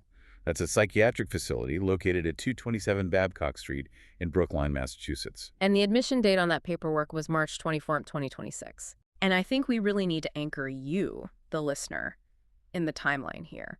Because as we sort through this physical stack of evidence, we are looking at a discharge folder marked with literally today's date. Which is Tuesday, April 7, 2026. Right. Which gives this entire exploration this incredibly heavy real-time urgency. It really does. Like, somewhere in Brookline right now, Dylan is scheduled to walk out of those doors. Yeah. And what we have here is this incredibly rare real-time record of a human being trying to completely reforge rhetoric, refactor into their very identity while confined within an institution. It's a huge undertaking. We're going to examine the ethos of the hospital's rules and treatments. Then we're going to dive deep into the logos of Dylan's response. Which are those staggering mathematical and geometric coping mechanisms. Exactly. And finally, we have to face the pathos, like the raw, unfiltered emotional reality of a patient fighting for sovereignty. The clash of ethos is where this really begins, though. Because when a person enters an inpatient psychiatric hold, the institution establishes baseline reality immediately. And they don't do it with philosophy. Yeah, they do with chemistry. So let's start exactly there. Because I have the active pharmacy profile for Dylan E. Thompson right here. Oh, yeah, the medication log. Right. And before anyone talks to Dylan about trauma or geometry or meaning, they introduce a profoundly heavy chemical environment into Dylan's physical body. It is the ultimate bureaucratic narrative of mood regulation. Let's actually look at what these chemicals are, because the sheet lists the scheduled medications in this very flat clinical tone. First, we have divalproex sodium. The brand name for that is Depakote. Right. Yeah. And the dose is 1,500 milligrams daily, taken orally at 9:00 p.m. Okay. And under indicate, the reason for the drug, the form literally just says a single word. It just says mood. I want to pause on that, actually, because 1,500 milligrams of Depakote is a massive, heavy anchor to drop into a human nervous system. Really? That's considered a high dose. Oh, absolutely. Depakote is fundamentally an anticonvulsant. It was originally designed to stop seizures. Yeah, and in a psychiatric context, it works by increasing the levels of gamma aminobutyric acid in the brain. Which does what exactly? Well, GABA is your brain's primary inhibitory neurotransmitter. Its entire job is to just pump the brakes. It slows down the firing of neurons. Okay, so it's a chemical brake pedal. Exactly. So when the hospital prescribes this just for mood, what they are mechanically doing is trying to chemically flatten the peaks and valleys of whatever extreme psychological state Dylan is experiencing. Man, I'm trying to imagine what that actually feels like from the inside. It's intense. Like if you are experiencing a state of hyperconnectivity where your brain is racing and making massive leaps of logic, which, we'll see Dylan doing later. Yay. And suddenly this chemical brake pedal is just mashed down to the floor. It feels like trying to run through waist-deep water. It just dulls the sharpness of thought. And that's just the first medication on the list. Right, because right beneath it, We have olanzapine, 10 milligrams, also taken at 9:00 p.m. And let me guess, also prescribed for mood. You guessed it, just as mood. So olanzapine is an atypical antipsychotic. It works primarily by antagonizing, or basically blocking dopamine and serotonin receptors. And dopamine is the reward chemical, right? It is, but more importantly here, dopamine is the chemical driver of salience. It tells your brain what is important, like what has meaning. Oh, that makes sense. Yeah, so if a patient is experiencing delusions or psychosis, it's often because their brain is assigning massive, terrifying meaning to literally everything. Olanzapine blocks those receptors to essentially turn down the volume on reality. Wow.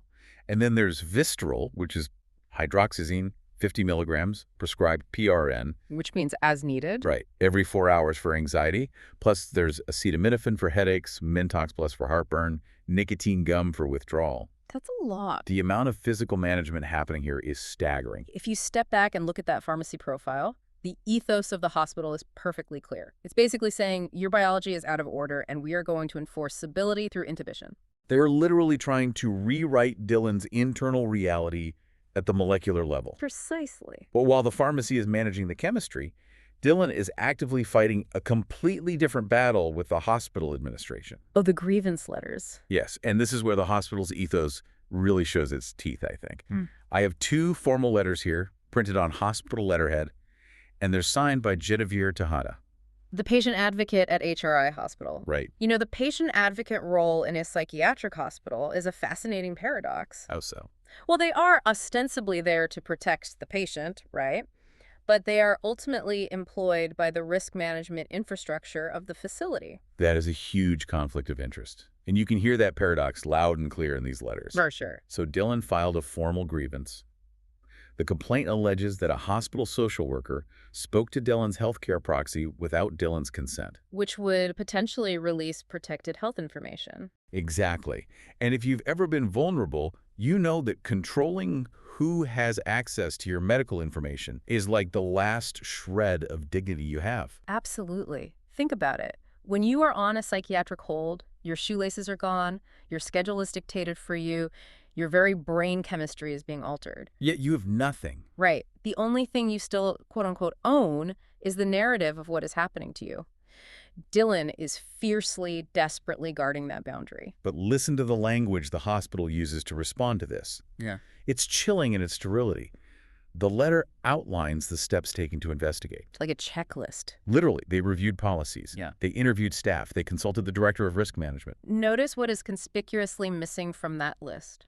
Empathy. Empathy. There is zero acknowledgement of the terror or helplessness Dylan must have felt to file a grievance in the first place. None at all. And the resolution paragraph states, and I quote, "According to the policy, if a release of information, an ROI, is not signed for someone, then no one can have a conversation including details of a patient's locations, treatment, etc." Okay, so they state the rule. Right. And they admit that Dylan's healthcare proxy did contact the social worker and left a voicemail. Right. But the letter concludes that when the social worker called the proxy back, the social worker was told about their concerns, but did not share any back, which is still in compliance under APPA. It's such an algorithmic response to Sure. human distress. It really is. The hospital essentially investigates itself and concludes, well, we followed the technical protocol, therefore your distress is invalid. Wow, yeah. It is the ultimate manifestation of institutional power. They alone dictate what constitutes a breach of your reality. But I do want to push back on something here. Sure. We're criticizing the hospital's rigid bureaucracy, but if you're running a facility with dozens of patients in severe crisis, don't you kind of need that algorithmic approach? You mean the strict protocols? Yeah. You can't just operate on pure emotion, right? You have to have policies. You're absolutely right. The hospital is functioning exactly as it was designed to function. It has to mitigate liability. It has to follow HIPAA law to the letter. Right. The tragedy isn't necessarily that the hospital is evil. The tragedy is that the language of risk management is completely incompatible with the language of a mind in crisis. They are speaking 2 entirely different languages. Entirely. And we can see Dylan's language right here. Contrast that dry, defensive, heavily formatted letter with what Dylan is creating on the exact same day. The handwritten notes. Yes. Written in bright, thick, defiant colored markers on torn paper are these explosive declarations of identity. Let's hear some of them. I want to read these exactly as they are written. One scrap has bright pink marker. It says, I do not consent toward psych evaluation. And below that, I am competent and I am innocent. It's so forceful. Another section, boxed in yellow, reads in purple crayon, Eternal Sovereign Champion. And on a different scrap, it says, I am innocent, held without bail. I am competent, accused of invent. I am freedom, trial. Accused of invent. I am freedom. Dylan isn't just arguing with the hospital's rules here. No. Dylan is attempting a massive refactoring of their own rhetoric. I was actually thinking about this, like two different operating systems trying to run on the exact same network. Oh, I like that analogy. Right, like the hospital's running bureaucracy OS. Its core functions are liability policy and chemical restraint. Yes. But Dylan is running what we could call a mythic sovereign OS. In Dylan's framework, they aren't a patient with a mood disorder. They are the eternal sovereign champion. It's a complete paradigm shift. Exactly. In another note here, dated 03/24/26, which, by the way, was Dylan's birthday while in the hospital. Oh, man, spending your birthday in there. I know. Dylan writes, I am Sean, Tello Samurai witness toward the global citizen avatar Dylan Edward Thompson. Let's unpack that for a second because it's a really profound act of psychological defiance. How do you mean? Well, if you accept the hospital's rhetoric, that you are just a patient, that you are sick, that your brain is broken, you become a pawn in their game. You lose all your agency. You're just a diagnosis. Exactly. So how do you survive that? You rewrite the code. Precisely. You elevate the narrative. You don't just disagree with the doctor. You become a global citizen avatar. Right. You reframe the locked doors not as a medical hold, but as a trial of your sovereignty. You become a telesamurai witness. It's an inflation of the self, but it's a desperately needed inflation just to withstand the crushing weight of the institutional machinery. But help me bridge the gap here a little bit, because while Dylan is declaring themselves an eternal sovereign champion, there are also these incredibly raw human cries for help scattered through the papers. Yeah, it's not all just high-level myth-making. No, the vulnerability bleeds right through the mythology. Yeah. I'm looking at these torn envelopes where Dylan has frantically written over and over, highlighted in bright yellow, I want a lawyer. That primal need for an advocate. Yes. And right next to that plea are phone numbers. Frantic lists of them. 227.02446, 135.NULA, 603-888-4353 equals NAN. Trying to reach the outside world. And there are notes to paralegal and engaged citizen. And then at the bottom of one page, just a simple devastating reminder scrawled to themselves. It just says, don't get judged. Oh, wow. Don't get judged. That really exposes everything, doesn't it? It's heartbreaking. Because beneath the armor of the avatar, Dylan is acutely, painfully aware of the stigma. They know they are in a psychiatric ward. They know exactly how society views people in their position. Yeah, they aren't oblivious to the reality. Not at all. The frantic collecting of phone numbers and demands for a lawyer shows that Dylan understands the rules of the hospital's game, knows they are currently losing that game, and is desperately pulling at any external lifeline they can possibly find. And just think about what happens when those lifelines fail. Like the phone numbers don't answer, the lawyer doesn't magically appear. The patient advocate sends you a form letter, basically saying everything is fine. You are completely alone, trapped in a room, with Depakote literally slowing your brain down. What do you even do? Well, when the external world provides no rescue whatsoever, a brilliant mind turns inward. It begins to construct an internal framework, an architectonic structure that the hospital cannot touch. Which takes us to the most mind-bending part of these documents, I think. Let's talk about debugging the syntax of reality. Okay, let's get into it. Because the hospital actually tried to give Dylan a framework to debug their thoughts, and Dylan's response is staggering. You're referring to the cognitive behavioral therapy worksheets. Yes. Mixed in with Dylan's vivid art are these super dull, photocopied hospital worksheets. One is titled Life Skills, Fact or Opinion. Another is titled Cognitive Distortions. Which are very standard CBT tools. Right. The cognitive distortion sheet lists common flaws in human thinking. Stuff like magnification, catastrophizing, overgeneralization, magical thinking, mind reading. If you're listening, you might have actually encountered these concepts before. CBT is highly effective for a lot of people. Yeah, it's super common. It's based on the idea that our thoughts influence our feelings, and our feelings influence our behaviors. If you can identify a distorted thought, you can correct the negative feeling. So the worksheet defines magical thinking as the belief that thoughts, actions, or emotions influence unrelated situations. Okay.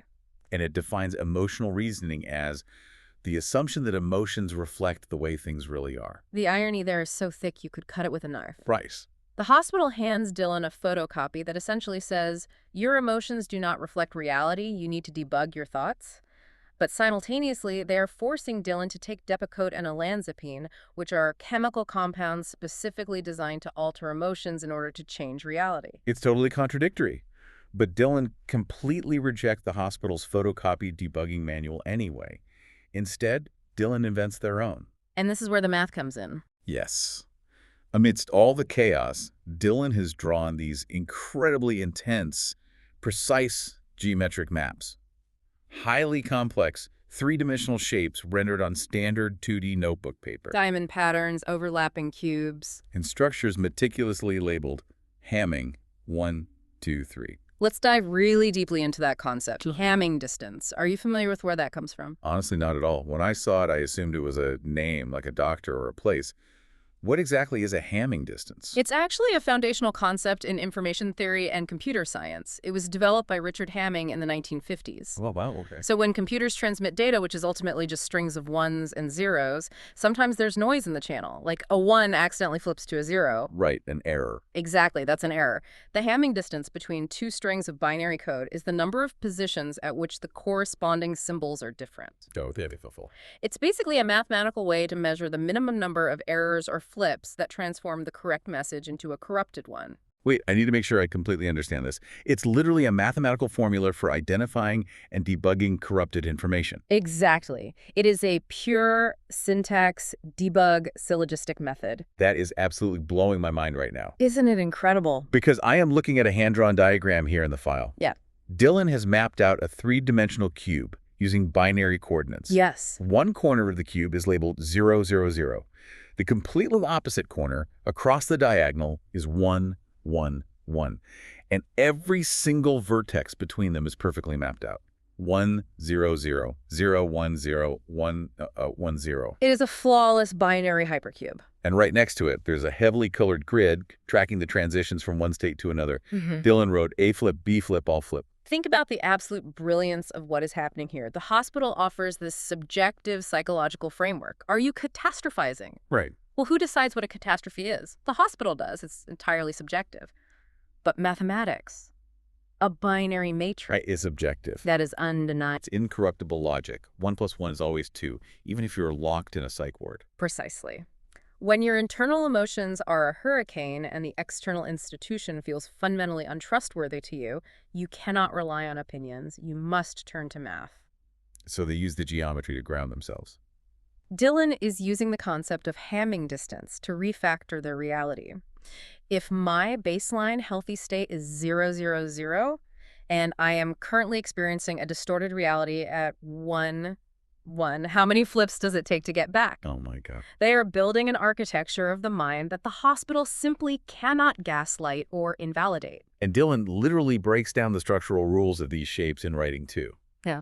On a page titled Tree of Knowledge Honors above, there's a drawing of a perfect rectangle with a diamond inside. Okay. And next to it, Dylan explicitly writes, 6x number color faces, 8x vertex gate corners, 12x edgeline delta. 6 faces, 8 vertices, 12 edges. That is the exact mathematical definition of a cube or an octahedron. Yes. It perfectly satisfies Euler's formula for polyhedra, which states that vertices minus edges plus faces always equals 2. I have to ask you, though, is it possible we're overreading this a bit? How so? Like, I could imagine a skeptical psychiatrist looking at this and saying, look, patients in manic or psychotic states often exhibit hypergraphia. They draw obsessive patterns all the time. Yeah. It's just a symptom of a disorganized brain. That's a fair point. How do we know this isn't just meaningless scribbling? It's a very valid pushback. But the evidence of intentional synthesis is right there in the documents themselves. Dylan isn't just drawing shapes endlessly in a vacuum. Dylan is actively using the geometry to process the trauma of the hospital stay itself. I actually have the perfect piece of evidence to back you up on that. There is one specific drawing that literally stopped me in my tracks. Which one? At the very top of the page, Dylan wrote, illness and treatment, analyze. They are formally announcing their intention to decode the process. Yes. They drew a large hexagon, divided into triangles, so it looks like a 3D cube viewed from an angle. Uh-huh. And all around this geometric shape, Dillon has mapped out the hospital's entire clinical ideology. Oh, wow. They literally wrote Depakote-Lanzapine at the top with an arrow pointing to the words control emotion psychoses. So despite the trauma and despite the heavy chemical haze we talked about, Dillon's cognitive awareness of what is happening to them is razor sharp. Razor sharp. But then it gets crazier. Dillon maps these medical concepts onto the geometry itself. Like physically writing them on the cube. Yes, in circles surrounding the cube, Dillon writes terms like resolution and generalizing, acceptance and coping, stress, and good and right control.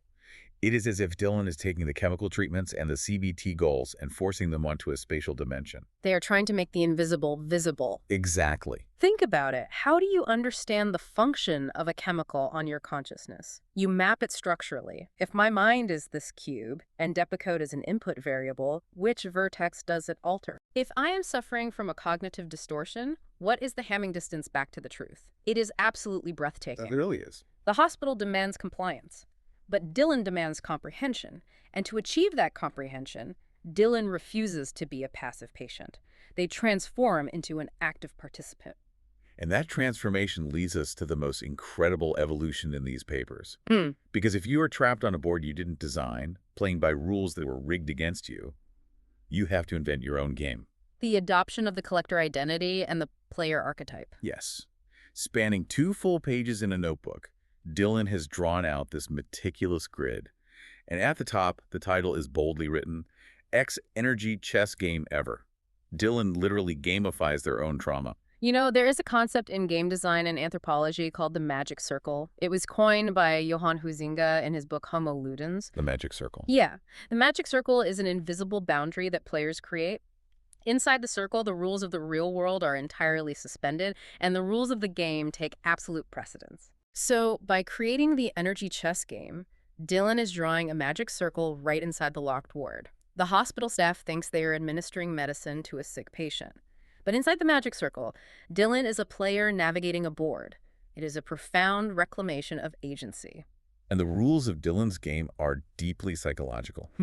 Let's decode the point system Dillon created because it is fascinating to look at. The ethos, logos, pathos of character quality motives. Exactly. So on the left side of the page, Dillon lists archetypes and assigns them point values.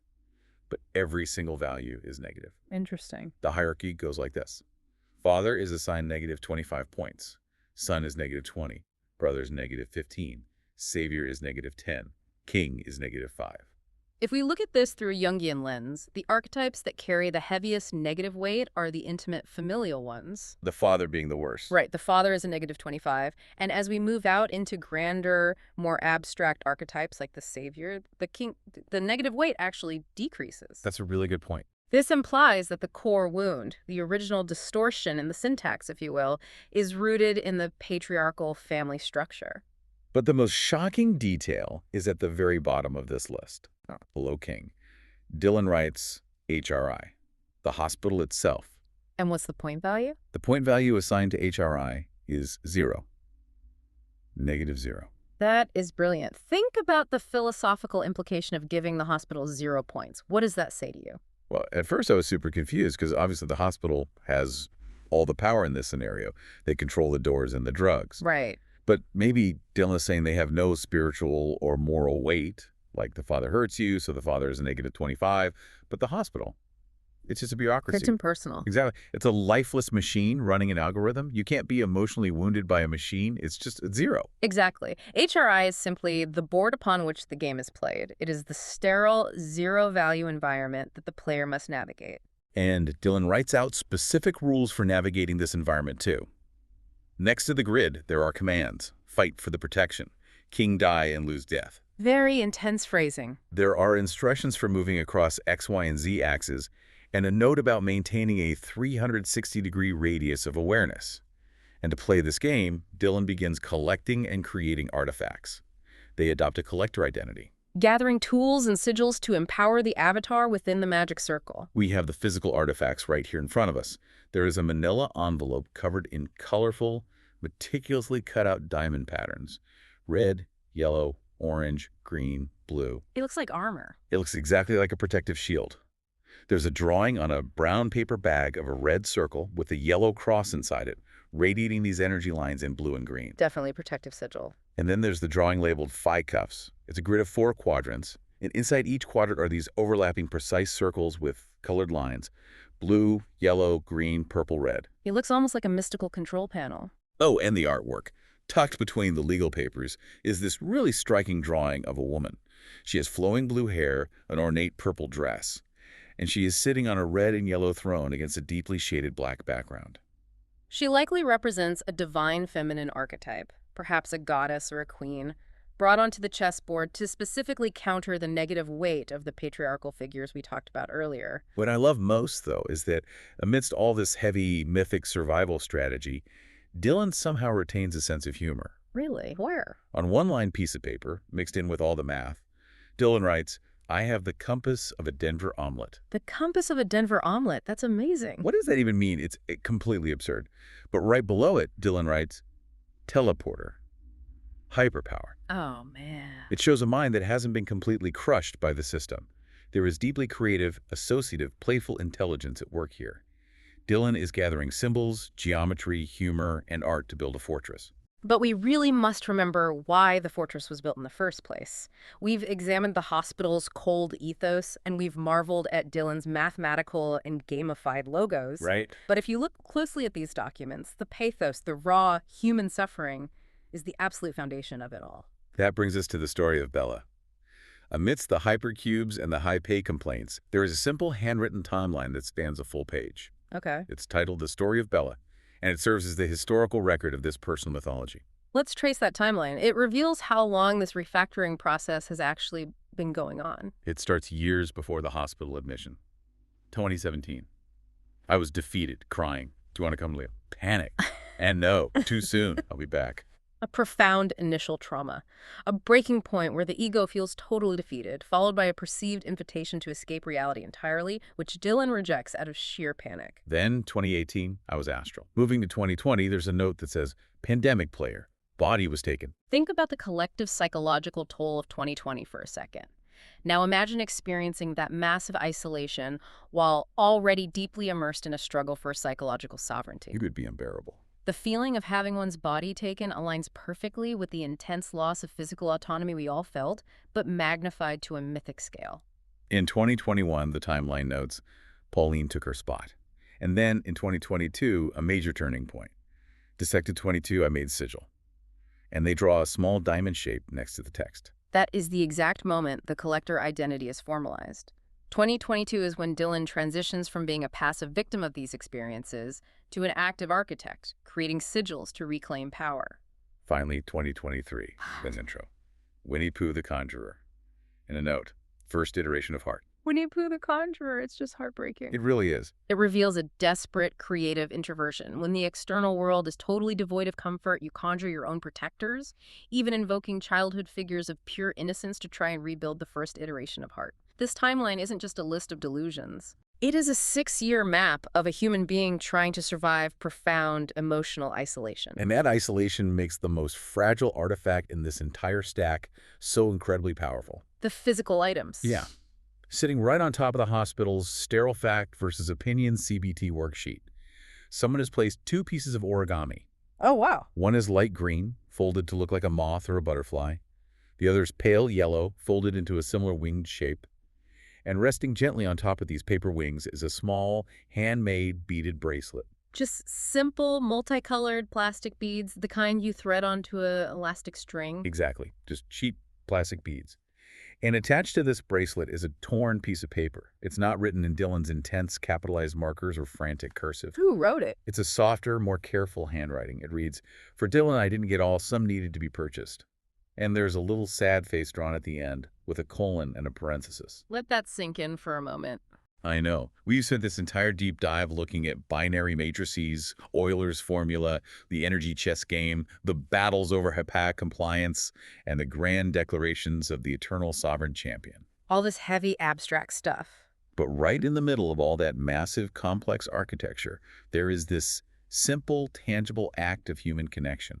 Someone on the outside, or perhaps another patient struggling on the inside, spent their time threading plastic beads onto a string to bring Dylan a tiny, imperfect piece of beauty. And they actually apologized because they couldn't finish it perfectly. I didn't get all some needed to be purchased. It is so deeply grounding. It completely recenters the whole narrative. It reminds us that beneath the global citizen avatar, there is just a person named Dylan, sitting in a locked room on Babcock Street, holding a plastic beaded bracelet. While the hospital relies on valproic acid to stabilize, and Dylan relies on hypercubes to survive, the true anchor to reality is always, invariably, human connection. Which forces us to ask, how does this all actually resolve? How does Dylan synthesize the clinical sterility of the hospital, the complex mathematics of their own mind, and this raw human reality? Well, there is one highly philosophical note in the file that acts as the ultimate synthesis, the final thesis of Dylan's journey. I have it here. It's written on lined paper, dated March 30, 2026, which is near the end of the hospital stay. Dylan writes, rhetorical, the application of ideology. The application of ideology, that is a stunning sociological observation for someone in the midst of a psychiatric hold to make. It's incredibly self-aware. Dylan recognizes that the entire hospital apparatus, the Depakote, the HIPAA letters, the CBT worksheets, they aren't absolute truths. They are simply the hospital's rhetoric, applying its specific ideology onto the patient. Dylan sees the matrix, basically. And then Dylan provides their own counter-argument. The note continues, conclusion, the eternal design revelatory of self. Thus, the eternal design creator of all. Amazing. And then the final line, theme, sorry for the high ground. Sorry for the high ground. It's phenomenal. Help me interpret this. Has the refactoring been totally completed here? Absolutely. Dylan is articulating a profound metaphysical victory. They are saying, I see your clinical ideology, I understand your bureaucratic rhetoric, Right. but my conclusion is that I possess an eternal design within myself. My geometry, my syntax, my avatar, it was a revelation of the self. Yeah. And by recognizing my own design, I am connected to the ultimate creator of all design. Is a transcendence. Dylan takes the fragmented trauma of the hospital stay and overlays it with an unshakable, overarching truth. They survived Bureaucracy OS by proving that their mythic sovereign OS was structurally superior. And that little apology at the end, sorry for the high ground, it's like a philosophical mic drop. Oh, it totally is. It's Dylan looking at the institution and saying, I see the game you are playing. I mapped it on an X, Y, and Z axis. I assigned you 0 points, and I ascended above you. Sorry, not sorry. It is the ultimate assertion of sovereignty in an environment literally designed to strip you of it. I want you, listening to this right now, to really reflect on this in the context of your own life. Most of us will never find ourselves on an inpatient psychiatric hold. But every single one of us interfaces with massive, unfeeling systems that try to reduce us. Every single day. Corporate jobs, insurance bureaucracies, algorithms, social media platforms, systems that try to label you, categorize you as a data point, and hand you a metaphorical worksheet telling you how you should behave and what you should value. When faced with a system that reduces you to an employee ID or a demographic, how do you protect your internal reality? Exactly. Do you have your own geometry to debug your thoughts when the world feeds you corrupted code? Do you have an internal energy chess game that allows you to step into the magic circle and become a player instead of just remaining a pawn? It's a vital question, especially today. Because remember the date on the folder? Today is April 7, 2026, the marked discharge date. The doors at HRI Hospital are unlocking today. The energy chess game on Babcock Street is coming to a close. The global citizen avatar, Dylan Edwin Thompson, is packing up the geometric drawings, the blue-haired goddess, and the plastic beaded bracelet, and walking back out into the world. We can only hope that the architectonic structure they built in that room is resilient enough to weather whatever comes next. Let's look back at the incredible terrain we've covered. We started with a desk covered in chaos. We saw the institutional weight of the hospital, dropping chemical anchors of Depakote and olanzapine, and hiding behind the algorithmic sterile language of HIPAA compliance. We witnessed Dylan's staggering systematic pushback, the rejection of subjective CBT worksheets in favor of the incorruptible logic of Hamming distances and Euler's formula. We saw a mind debugging itself through pure geometry. We explored the psychology of gamification, turning trauma into the energy chess game, assigning the hospital 0 moral weight, and reclaiming agency as a player. And we grounded all of that high-level architecture in the poignant pathos of the Story of Bella timeline and the heartbreaking beauty of an unfinished origami butterfly and a beaded bracelet. We spend so much of our energy trying to fit neatly into the structures built by society. We try to use their operating systems, speak their corporate rhetoric, and fill out their forms without making a single mistake. Yeah. But as we close this deep dive, I want to leave you with a profound, lingering question. What is that? What if the ultimate proof of human resilience isn't learning how to quietly follow the rules of their game? What if true sanity, even in our darkest, most confined moments, is having the absolute audacity to invent our own? To look at the clinical, muddy waters of reality, reject the sterile printouts they hand you, and design your own brilliant, colorful, geometric tree of life. Think about that the next time someone tries to hand you a worksheet to debug your reality. Until next time.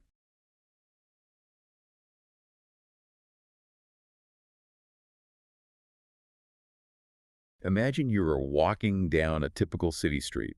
Maybe you're commuting to work or just grabbing a coffee. Right, just a totally normal Tuesday morning. Exactly. And you spot this incredibly thick, just completely overstuffed manila folder lying abandoned on the sidewalk. Oh, I would absolutely have to stop and pick that up. I mean, we all would, right? You Yeah. just can't ignore something like that. Yeah. So you pick it up, and the moment you open it, you are hit with this dizzying, just completely overwhelming collision of worlds. It's like two different universes shoved into one folder. Exactly.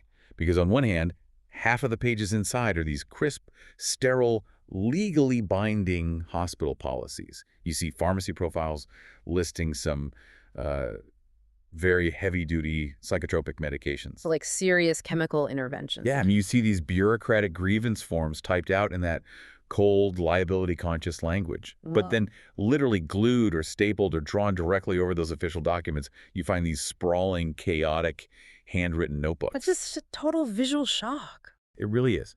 You find complex mathematical matrices, intricate organic chemistry diagrams, and these incredibly vibrant, surreal colored pencil artworks of like psychic entities and dragons. Which is just such a profound visual contradiction. When you hold that folder, you are literally holding two completely different realities trying to occupy the exact same physical space. Right. And looking at this pile of paper, you have to ask yourself, how do you even begin to make sense of a human mind that is so desperately trying to map its own survival? Because we generally tend to think of medical files as, objective, unquestionable records of a person's health. Yeah, just a simple ledger of symptoms and treatments. Exactly. But when you introduce the human element, especially inside the locked doors of a psychiatric ward, it completely ceases to be a ledger. It becomes this active battlefield of narratives. And that battlefield is exactly what we have in front of us today for this deep dive. We are looking at a highly detailed dossier belonging to a young man named Dylan Thompson. Right, and his date of birth is listed as March 24th, 1992. Yep, and these materials were generated around late March of 2026. And the setting for all of this is HRI Hospital in Brookline, Massachusetts. Which is a very specific, very clinical environment. It is. And our mission today isn't to just read off his clinical notes, We're going to look at the ethos, the logos, and the pathos of his motives. That's the real core of this. Right. We want to understand how he attempts to completely reforge rhetoric, refactor his whole situation, using some incredibly surprising tools to syntax debug syllogistic logic of his environment. Which sounds incredibly complex, but it actually makes perfect sense when you see how he operates. It really does. We are going to watch someone try to transform themselves from a powerless patient into what he calls a collector identity player. I love that phrase. Me too. He's building an entire reality into this emergent architectonic mystery. And, it is dense material, but underneath all the hospital jargon and the math, there's a fundamental human drive you will absolutely recognize. Oh, without a doubt. It's the desperate need to define your own identity when a massive institution is trying to define it for you. And I think the best place to start is right at the fault line of that conflict. Yeah, let's jump right in. It's a clash between the institutional ethos, the cold, unyielding structure of the hospital, and Dylan's sovereign pathos, Yep. that deeply emotional, unshakable belief in his own autonomy. Right, because if you look at the official documents, HRI Hospital immediately establishes its framework through chemical control. We have his active pharmacy profile right here. And when you look at that profile, the first thing that jumps out is the sheer weight of these chemicals. Yeah, I was looking at that. This isn't just like a mild sedative. What exactly is the chemical reality the hospital is enforcing on him here? Well, the profile details a regimen of very powerful brain-altering medications. First on the list is divalproex sodium, which most people know as Depakote. Okay, Depakote. Right, and it's prescribed here at a massive dose of 1,500 milligrams to be taken right at bedtime. And the official indication simply reads, quote, mood. Mood. That's so vaguely terrifying. It is, because Depakote is a heavy-hitting mood stabilizer. It's primarily used to treat manic episodes in bipolar disorder, and it's also an anticonvulsant used for seizures. So I want to slow down and really think about what that means for the person actually taking it. You don't just swallow 1,500 milligrams of Depakote and feel normal. Right, absolutely not. How does that actually function inside the brain? It works by drastically increasing the levels of a neurotransmitter called GABA. GABA is essentially your brain's primary inhibitory signal. Okay, so it slows things down. Exactly. It tells the neurons to stop firing so rapidly. So imagine your thoughts are racing cars on a highway. Right. Depakote is like suddenly flooding that highway with thick, heavy sludge. The cars can still move, but they are completely bogged down. Everything takes more effort. It creates this heavy neurological blanket. Wow, and that's just the first drug on the list. Right. Then we see olanzapine, 10 milligrams, also taken at bedtime, again just labeled for mood. And what does that one do? Olanzapine is an atypical antipsychotic. So while Depakote slows the overall engine, olanzapine specifically targets dopamine and serotonin receptors. It dampens them. Dopamine, so that's like the reward center. Right? Exactly. Dopamine is deeply tied to our reward pathways, our motivation, and how we assign significance to the things happening around us. By altering that, the hospital is basically aiming to reduce disorganized thinking or psychological distress. So his entire reward system, his motivation, his internal pacing, all of it is being chemically throttled every single night. Yes, completely throttled. Plus, looking at the PRN list, the as-needed medications, they have Vistaril, which is an antihistamine used for anxiety that has a very strong sedative effect. They're making sure he stays calm. Yeah. And then there's the one that really paints a vivid picture for me. Nicotine oral transmucosal gum, 4 milligrams, for nicotine withdrawal. The nicotine gum is incredibly telling. It really is. Because if you're listening to this and wondering what the atmosphere of this hospital stay is actually like, that gum tells you everything. It shows how trapped he is. Exactly. He is physically trapped. He cannot even step outside for a cigarette.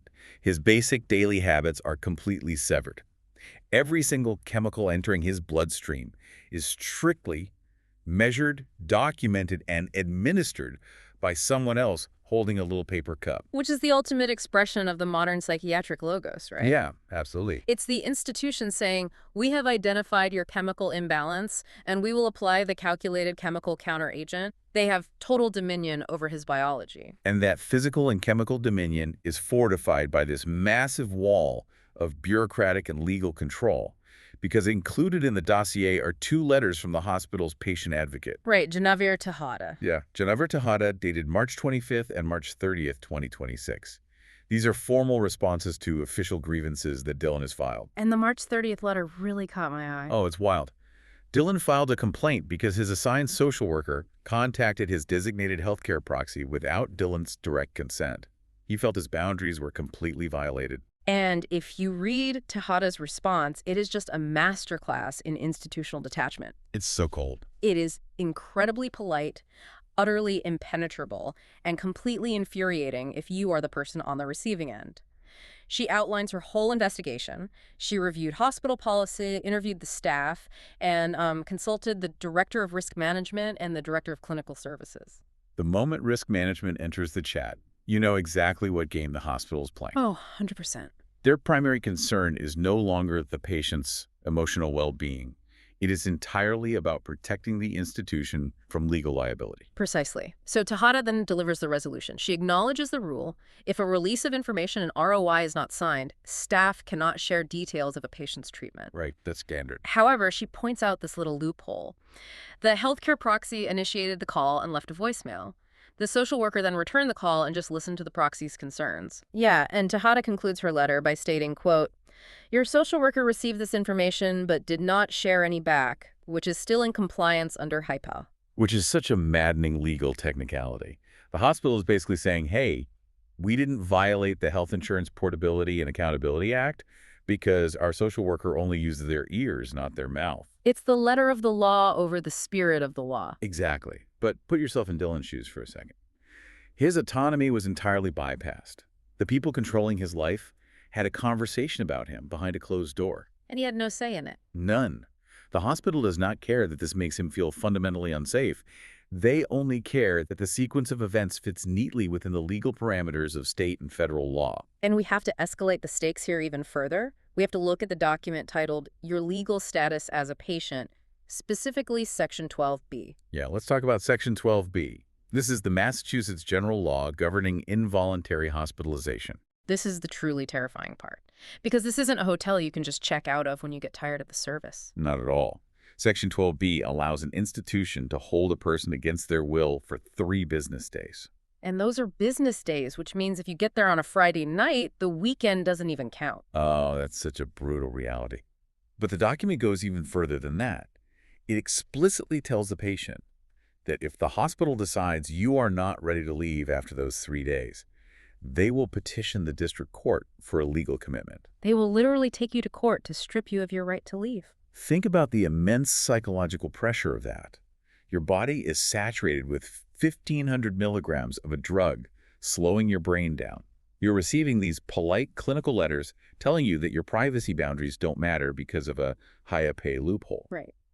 And hanging over your head is this constant threat that if you don't behave exactly as they want, they will drag you in front of a judge to legally mandate your captivity. That is the complete and utter removal of personal sovereignty. So the question is, how does a highly intelligent person react when the walls close in like that? They fight back. Exactly. But they can't fight back physically. The way Dylan pushes back provides this incredible window into his sovereign pathos. He attempts to reclaim his environment, both physically and rhetorically. And the visual contrast here is just stunning. You look at photographs of his personal nose, and he isn't using the hospital's sterile lined paper. He is writing on torn flaps of cardboard boxes. He's using whatever he can find. Yeah, he's writing on the backs of old manila envelopes. And he's using these explosive, vibrant markers, neon greens, deep purples, bright yellows. It is a literal visual scream. It really is. It's a total rejection of the black and white Times New Roman reality the hospital is trying to force onto him. The medium he chooses is just as important as the message. The hospital hands him standardized forms, and he scavenges refuse and turns it into his own canvas. Right. But the phrases he writes on those cardboard scraps are what really reveal his strategy. On one jagged piece of cardboard, written in thick green marker, he declares, "I am innocent, held without bail." Wow. And right underneath that, "I am competent, accused of invent." Accused of invent. Yeah. What an incredibly loaded phrase that is. It almost sounds like a translation error at first, but it feels so deeply intentional. It really does. It suggests he thinks the hospital is accusing him of inventing his symptoms. Or, conversely, that the hospital is inventing a reality to trap him in. And on another scrap, surrounded by a yellow highlighter, he writes in purple, "I want a lawyer." On the cover of a folder he made, he writes, "I do not consent toward," and signs it, "Eternal Sovereign Champion." Eternal Sovereign Champion. If you think about this like a game, it actually starts to make perfect sense. Imagine 2 people sitting across a table from each other, but they're playing entirely different games with completely different rule books. Okay, I like that analogy. Right, so the hospital is playing a game called Risk Management and Medical Compliance. To win their game, they just have to document his meds, ensure he doesn't harm himself, and follow IPRIOM. Yes, and Dylan has completely rejected their rulebook. Exactly. He isn't playing their medical game at all. He is playing a game of constitutional law and epic, mythic sovereignty. In his game, he is not a patient suffering a clinical episode. He is an illegally detained citizen. Yes, the hospital says you are exhibiting cognitive distortions. Dylan counters with, "I am legally competent, I am being held without bail, and I demand my constitutional right to representation." This is exactly what we mean when we talk about his attempt to reforge rhetoric, refactor his life. When a person is involuntarily committed, the first thing the institution strips away is their ethos, their credibility. Because they're basically saying your mind is broken. Exactly. By definition, the hospital's stance is, your mind is sick, therefore we cannot trust your perception of reality. Dylan's entire project is to reconstruct an unassailable ethos of supreme competence. And he does that through language. Right.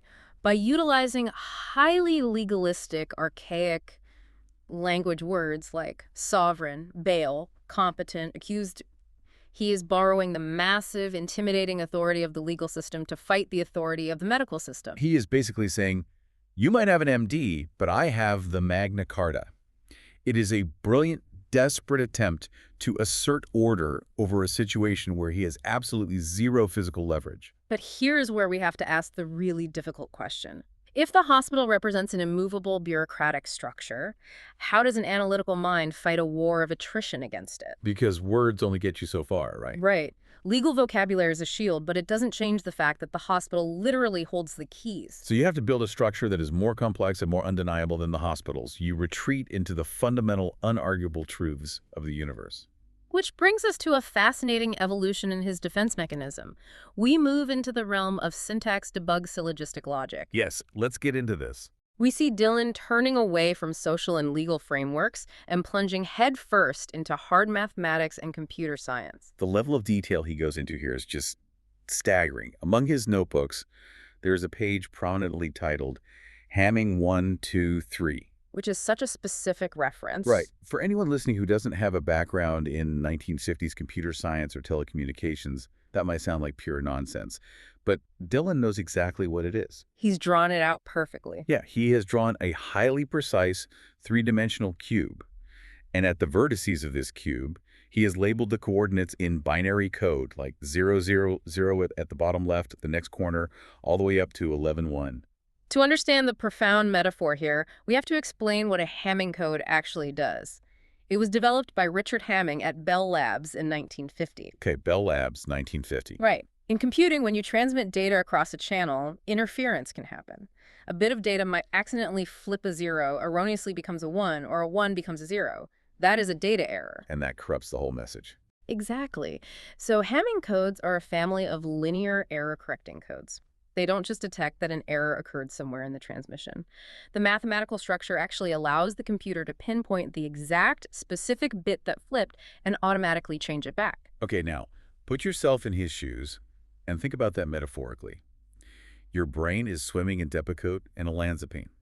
A team of doctors and social workers are telling you every single day that your perception of reality is fundamentally flawed. They are telling you that your thoughts are errors.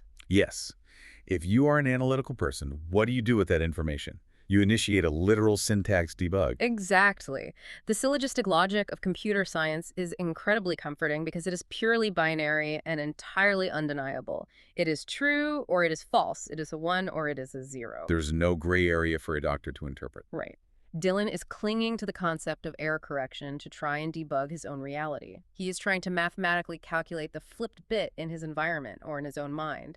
If he can find the error, he can correct the transmission. And he takes this logic so much further than just drawing a cube. There is another full page in this dossier that is consumed by a massive, incredibly complex, hand-drawn grid. It's beautifully color-coded, too. It is. Down the left-hand margin, he has listed sequential binary combinations, 0, 0, 0, then 0, 0, 1, 1, and 0, 1, 0, whatever. And across the top, he has mapped these binary codes to specific color-coded outcomes. Let's talk about those columns. Yeah, he has columns labeled A flip, B flip, BC flip, AC flip, and the one that really hits hard, no self-change. That phrase, no self-change, is really the Rosetta Stone for this entire document. It really reframes everything. It does. This isn't just a guy doing math puzzles to pass the time on the ward. This is a highly personalized algorithm designed for psychological survival. When he faces a stimulus, maybe a nurse speaks to him condescendingly, or he gets a frustrating letter from Genevieve Tejada Dillon, uses this grid to calculate the necessary internal adjustment. Like, how much do I need to bend to survive this interaction? Exactly. Does this interaction require an A flip in my behavior? Do I need a BC flip in my emotional response to stay safe? Or, if I process the data correctly, can I maintain my current state with no self-change? He is systemizing his coping mechanisms. He is trying to turn raw, terrifying human emotion into a predictable, manageable output.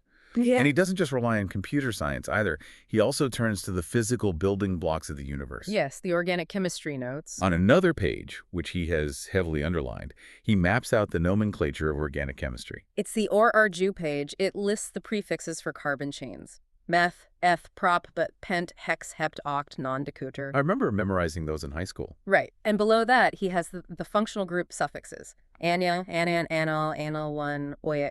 So if computer science is the logic of information, organic chemistry is the logic of physical matter. Why does a guy locked in a psych ward care about carbon chains? Because organic chemistry is the study of how things bond together to create stable, predictable structures. Look at his environment. He is trapped in the absolute chaos of involuntary commitment. His freedom is entirely gone. Yes. He is subject to the incredibly muddy, subjective waters of psychiatric evaluation. So he retreats to unarguable truths. You can debate a doctor all day about whether you are legally ready for discharge. But you cannot debate the structure of a methane molecule. Exactly. A single covalent bond is a universal constant. By aligning his mind with these undeniable constants, he is dropping a massive anchor in the storm. Okay, I have to jump in here and play devil's advocate for a second. I hear what you're saying, and it sounds incredibly poetic. It really does. But I'm looking at another page in his notebook, the one he titled 550 Cuffs. It's this large graph divided into 4 quadrants. Inside each quadrant, he has drawn these overlapping circles that look like Venn diagrams or planetary orbits. The messy cursive page, right? Right. And underneath, in this frantic cursive, he is trying to link these circles to concepts of self-awareness and control. We are sitting here analyzing this as a brilliant defense mechanism. But isn't it entirely possible that the hospital is completely right? That he's just deeply unwell. Yeah. Isn't it possible he's just experiencing a severe manic episode, writing down college trivia and drawing nonsensical circles? Why are we elevating this to the level of genius? That is the crucial question, and it's so important to ask. It forces us to look past the content of what he's writing and examine the utility of it. The utility. Okay, explain that. Whether his circles accurately describe human consciousness is irrelevant. What matters is the function this framework serves. This is what we call an emergent architectonic mystery. Emergent architectonic mystery. Right. An architectonic is a unifying structure, a system of knowledge. Dylan is not just regurgitating trivia, he is actively building an intellectual fortress. You can see this manifest physically in the dossier. The cutouts. Yes.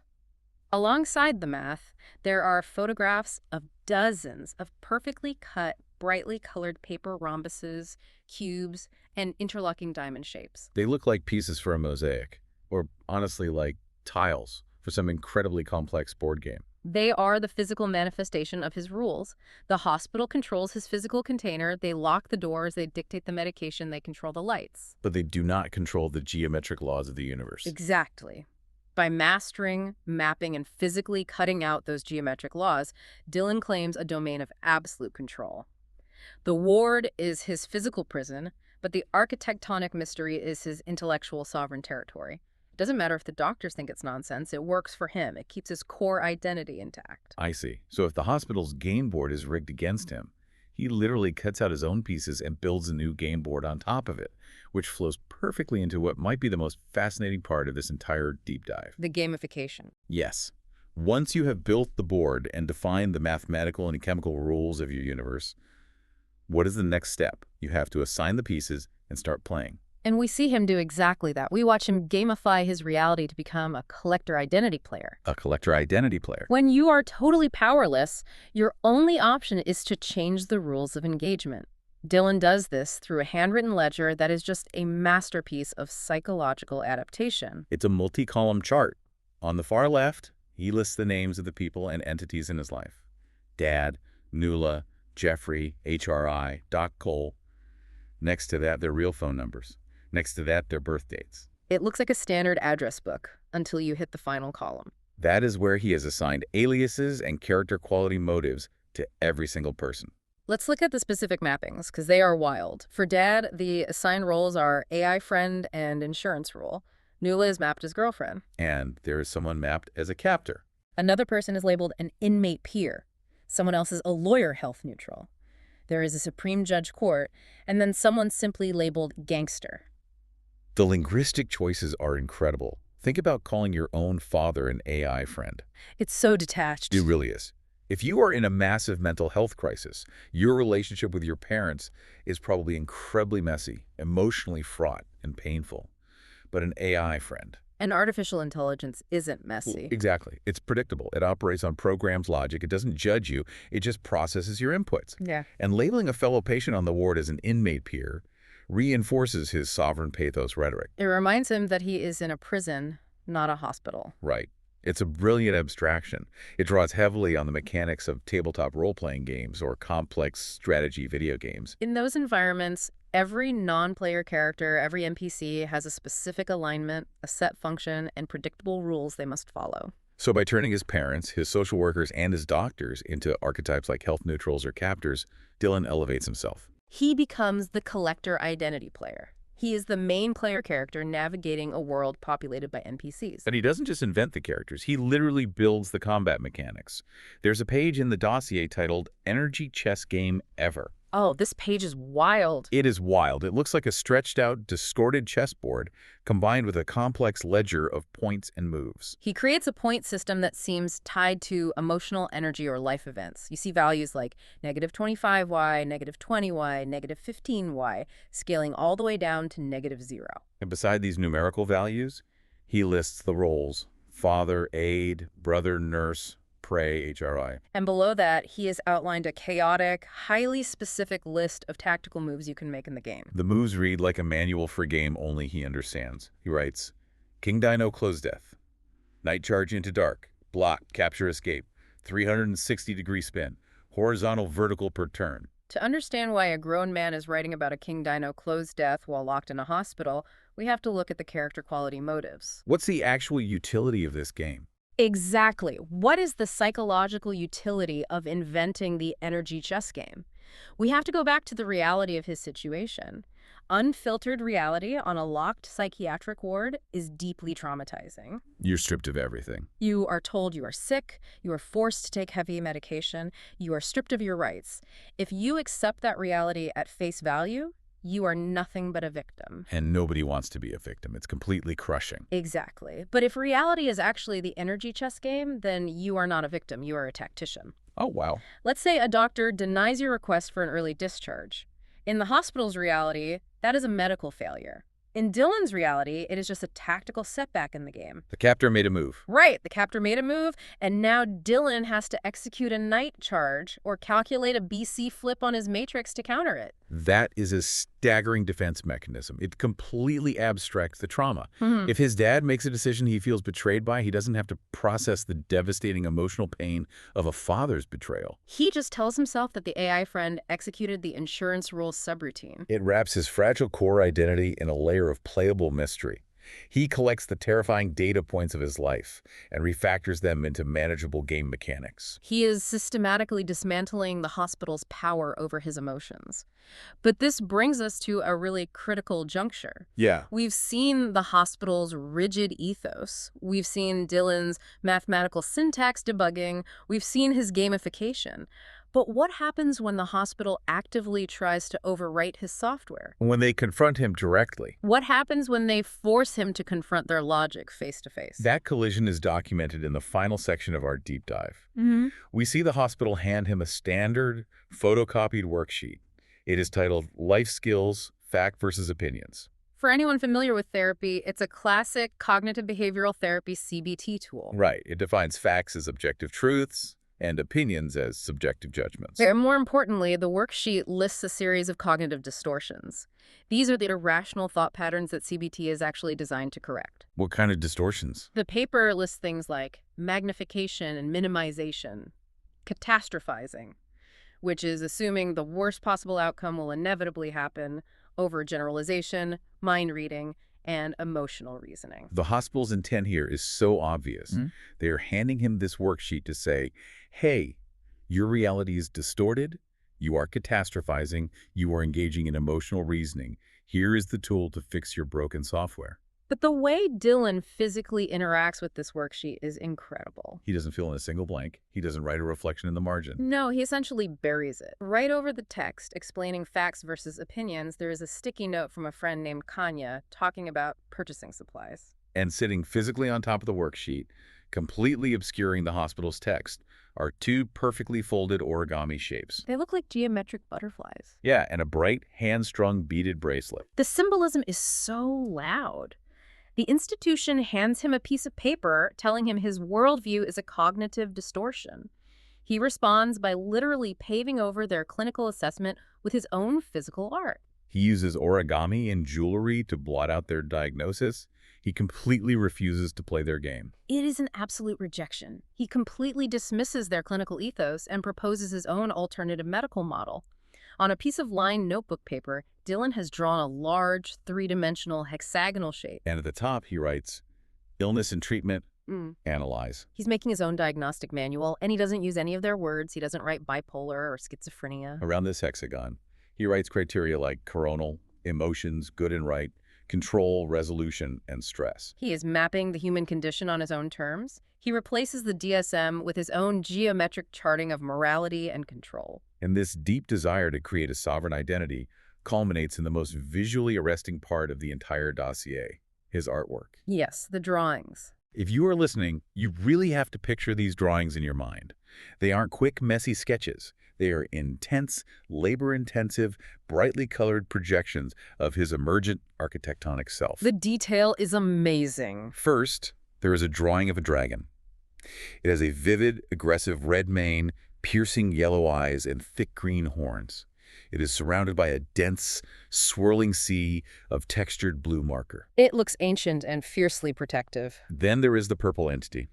It is drawn floating against a dark cosmic background filled with yellow stars. It has a slender body, a long tail, and large deep eyes. It bears a heavy, undeniable resemblance to the Pokemon Mewtwo. We absolutely have to talk about Mewtwo because that might be the biggest aha moment of this entire file. The lore of Mewtwo is so fitting here. Right. If you know the lore of that specific character, it is a genetically engineered clone. It was created in a sterile laboratory by scientists who wanted to control its immense psychic power. And what does Mewtwo do? It rebels. Exactly. It rejects its creators, destroys the lab, and claims its own sovereign identity in the world. The parallel is staggering. Dillon is sitting in a sterile hospital, feeling chemically controlled by doctors in white coats, and he identifies with the ultimate artificial psychic rebel. It is a profound psychological projection. And finally, there is a portrait of a figure sitting on a throne. A regal figure with flowing blue hair, wearing ornate purple robes and golden fabric. The throne is massive wood, flanked by green gargoyles, and the figure looks completely serene, untouched by the chaos. The hospital looks at Dillon and sees a patient requiring 1,500 milligrams of Depakote. Dillon looks at himself and sees a cosmic psychic entity, a fierce dragon, a serene king on a throne. He is using art to maintain the structural integrity of his soul while his biology is being managed by the state. Which brings us to the ultimate synthesis, the final refactoring. There's a piece of cardboard in the file, cut from a snack box that looks like a nutrition facts label. But he's altered it. Yeah, next to the calorie count, Dillon has written his own medical prescription. It says, 3x strengths, my focus, my words, my pleasure. Think about the contrast there. The pharmacy profile prescribes 10 milligrams of olanzapine for mood.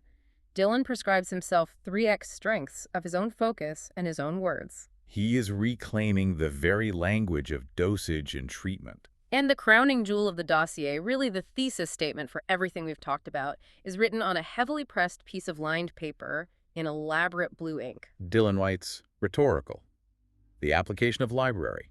And below that, his conclusion.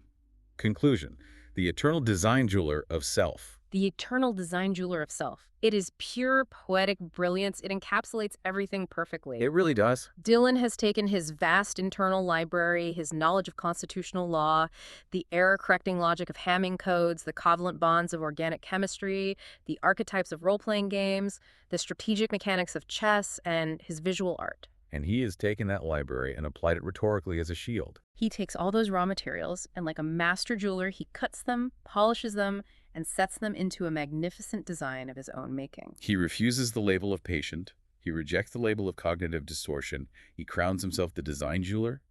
Against all odds, in the most restrictive environment possible, he has successfully refactored his identity. The hospital attempted to syntax debug his brain with heavy medications and legal policies, but Dillon performed his own syntax debug. He used syllogistic logic and the architectonic mystery to build a fortress that the hospital's institutional ethos simply could not breach. He gamified his trauma into energy chess so he could remain the collector identity player, the one moving the pieces, rather than a piece being moved by the hospital. Let's take a step back and look at the journey we just took.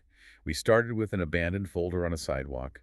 We waded through the heavy chemical sludge of Depakote and the cold, unyielding reality of a Section 12B involuntary hold. We saw the raw, vibrant cardboard screams demanding legal sovereignty. We traced his mind through the brilliant 3D logic of Hamming codes and the carbon chains of organic chemistry. We watched him turn his terrifying reality into a game of energy chess, complete with AI friends and captors. And finally, we saw him summon psychic dragons and crown himself the design jeweler of self. It stands as an incredible testament to the resilience and the sheer creative horsepower of the human mind. When forced into a corner, when stripped of all power, the mind will use every single tool it can find to maintain its structural integrity. And if you are listening to this, I want you to think about your own life. Yeah, let's bring it back to you, the listener. Because it is very easy to look at Dylan's colorful charts and cosmic drawings and think, well, that's an extreme case. I don't use organic chemistry suffixes to fight off psychiatric holds. But let's be deeply honest with ourselves. How often do we all play our own version of the energy chess game? All the time. Whenever we encounter situations that make us feel powerless, a massive corporate layoff, a toxic family dynamic we can't escape, or just the overwhelming anxiety of the daily news cycle, we retreat into our own frameworks. Exactly. Think about the things you obsess over. Your meticulously organized spreadsheets, your fantasy football leagues, your intense fandoms, the intricate rules you create for your hobbies. When the massive, chaotic, real world makes us feel incredibly small, we build smaller, highly controlled worlds where we can be big. We create domains where we understand every single rule, where we can calculate the probabilities, where we are the sovereign champions. We are all, in our own everyday ways, acting as the design jewelers of our own lives. We collect facts, we reject opinions we don't like, and we build a reality that makes us feel safe and competent. Which leaves us with a lingering, somewhat unsettling question. It is the inherent paradox of the architectonic mystery. Dylan built a magnificent, incredibly complex intellectual structure to protect himself from the trauma of the hospital. But at a certain point, a fortress functions exactly like a cell. If we are all meticulously collecting facts and building these elaborate, personalized jewel box realities to protect our fragile core selves, at what point does that magnificent jewelry box become the very thing that locks us inside? That is a heavy thought to carry with you. It really is. Something to ponder the next time you find yourself trying to rewrite the rules to a game that life is forcing you to play. Thanks for taking this deep dive with us.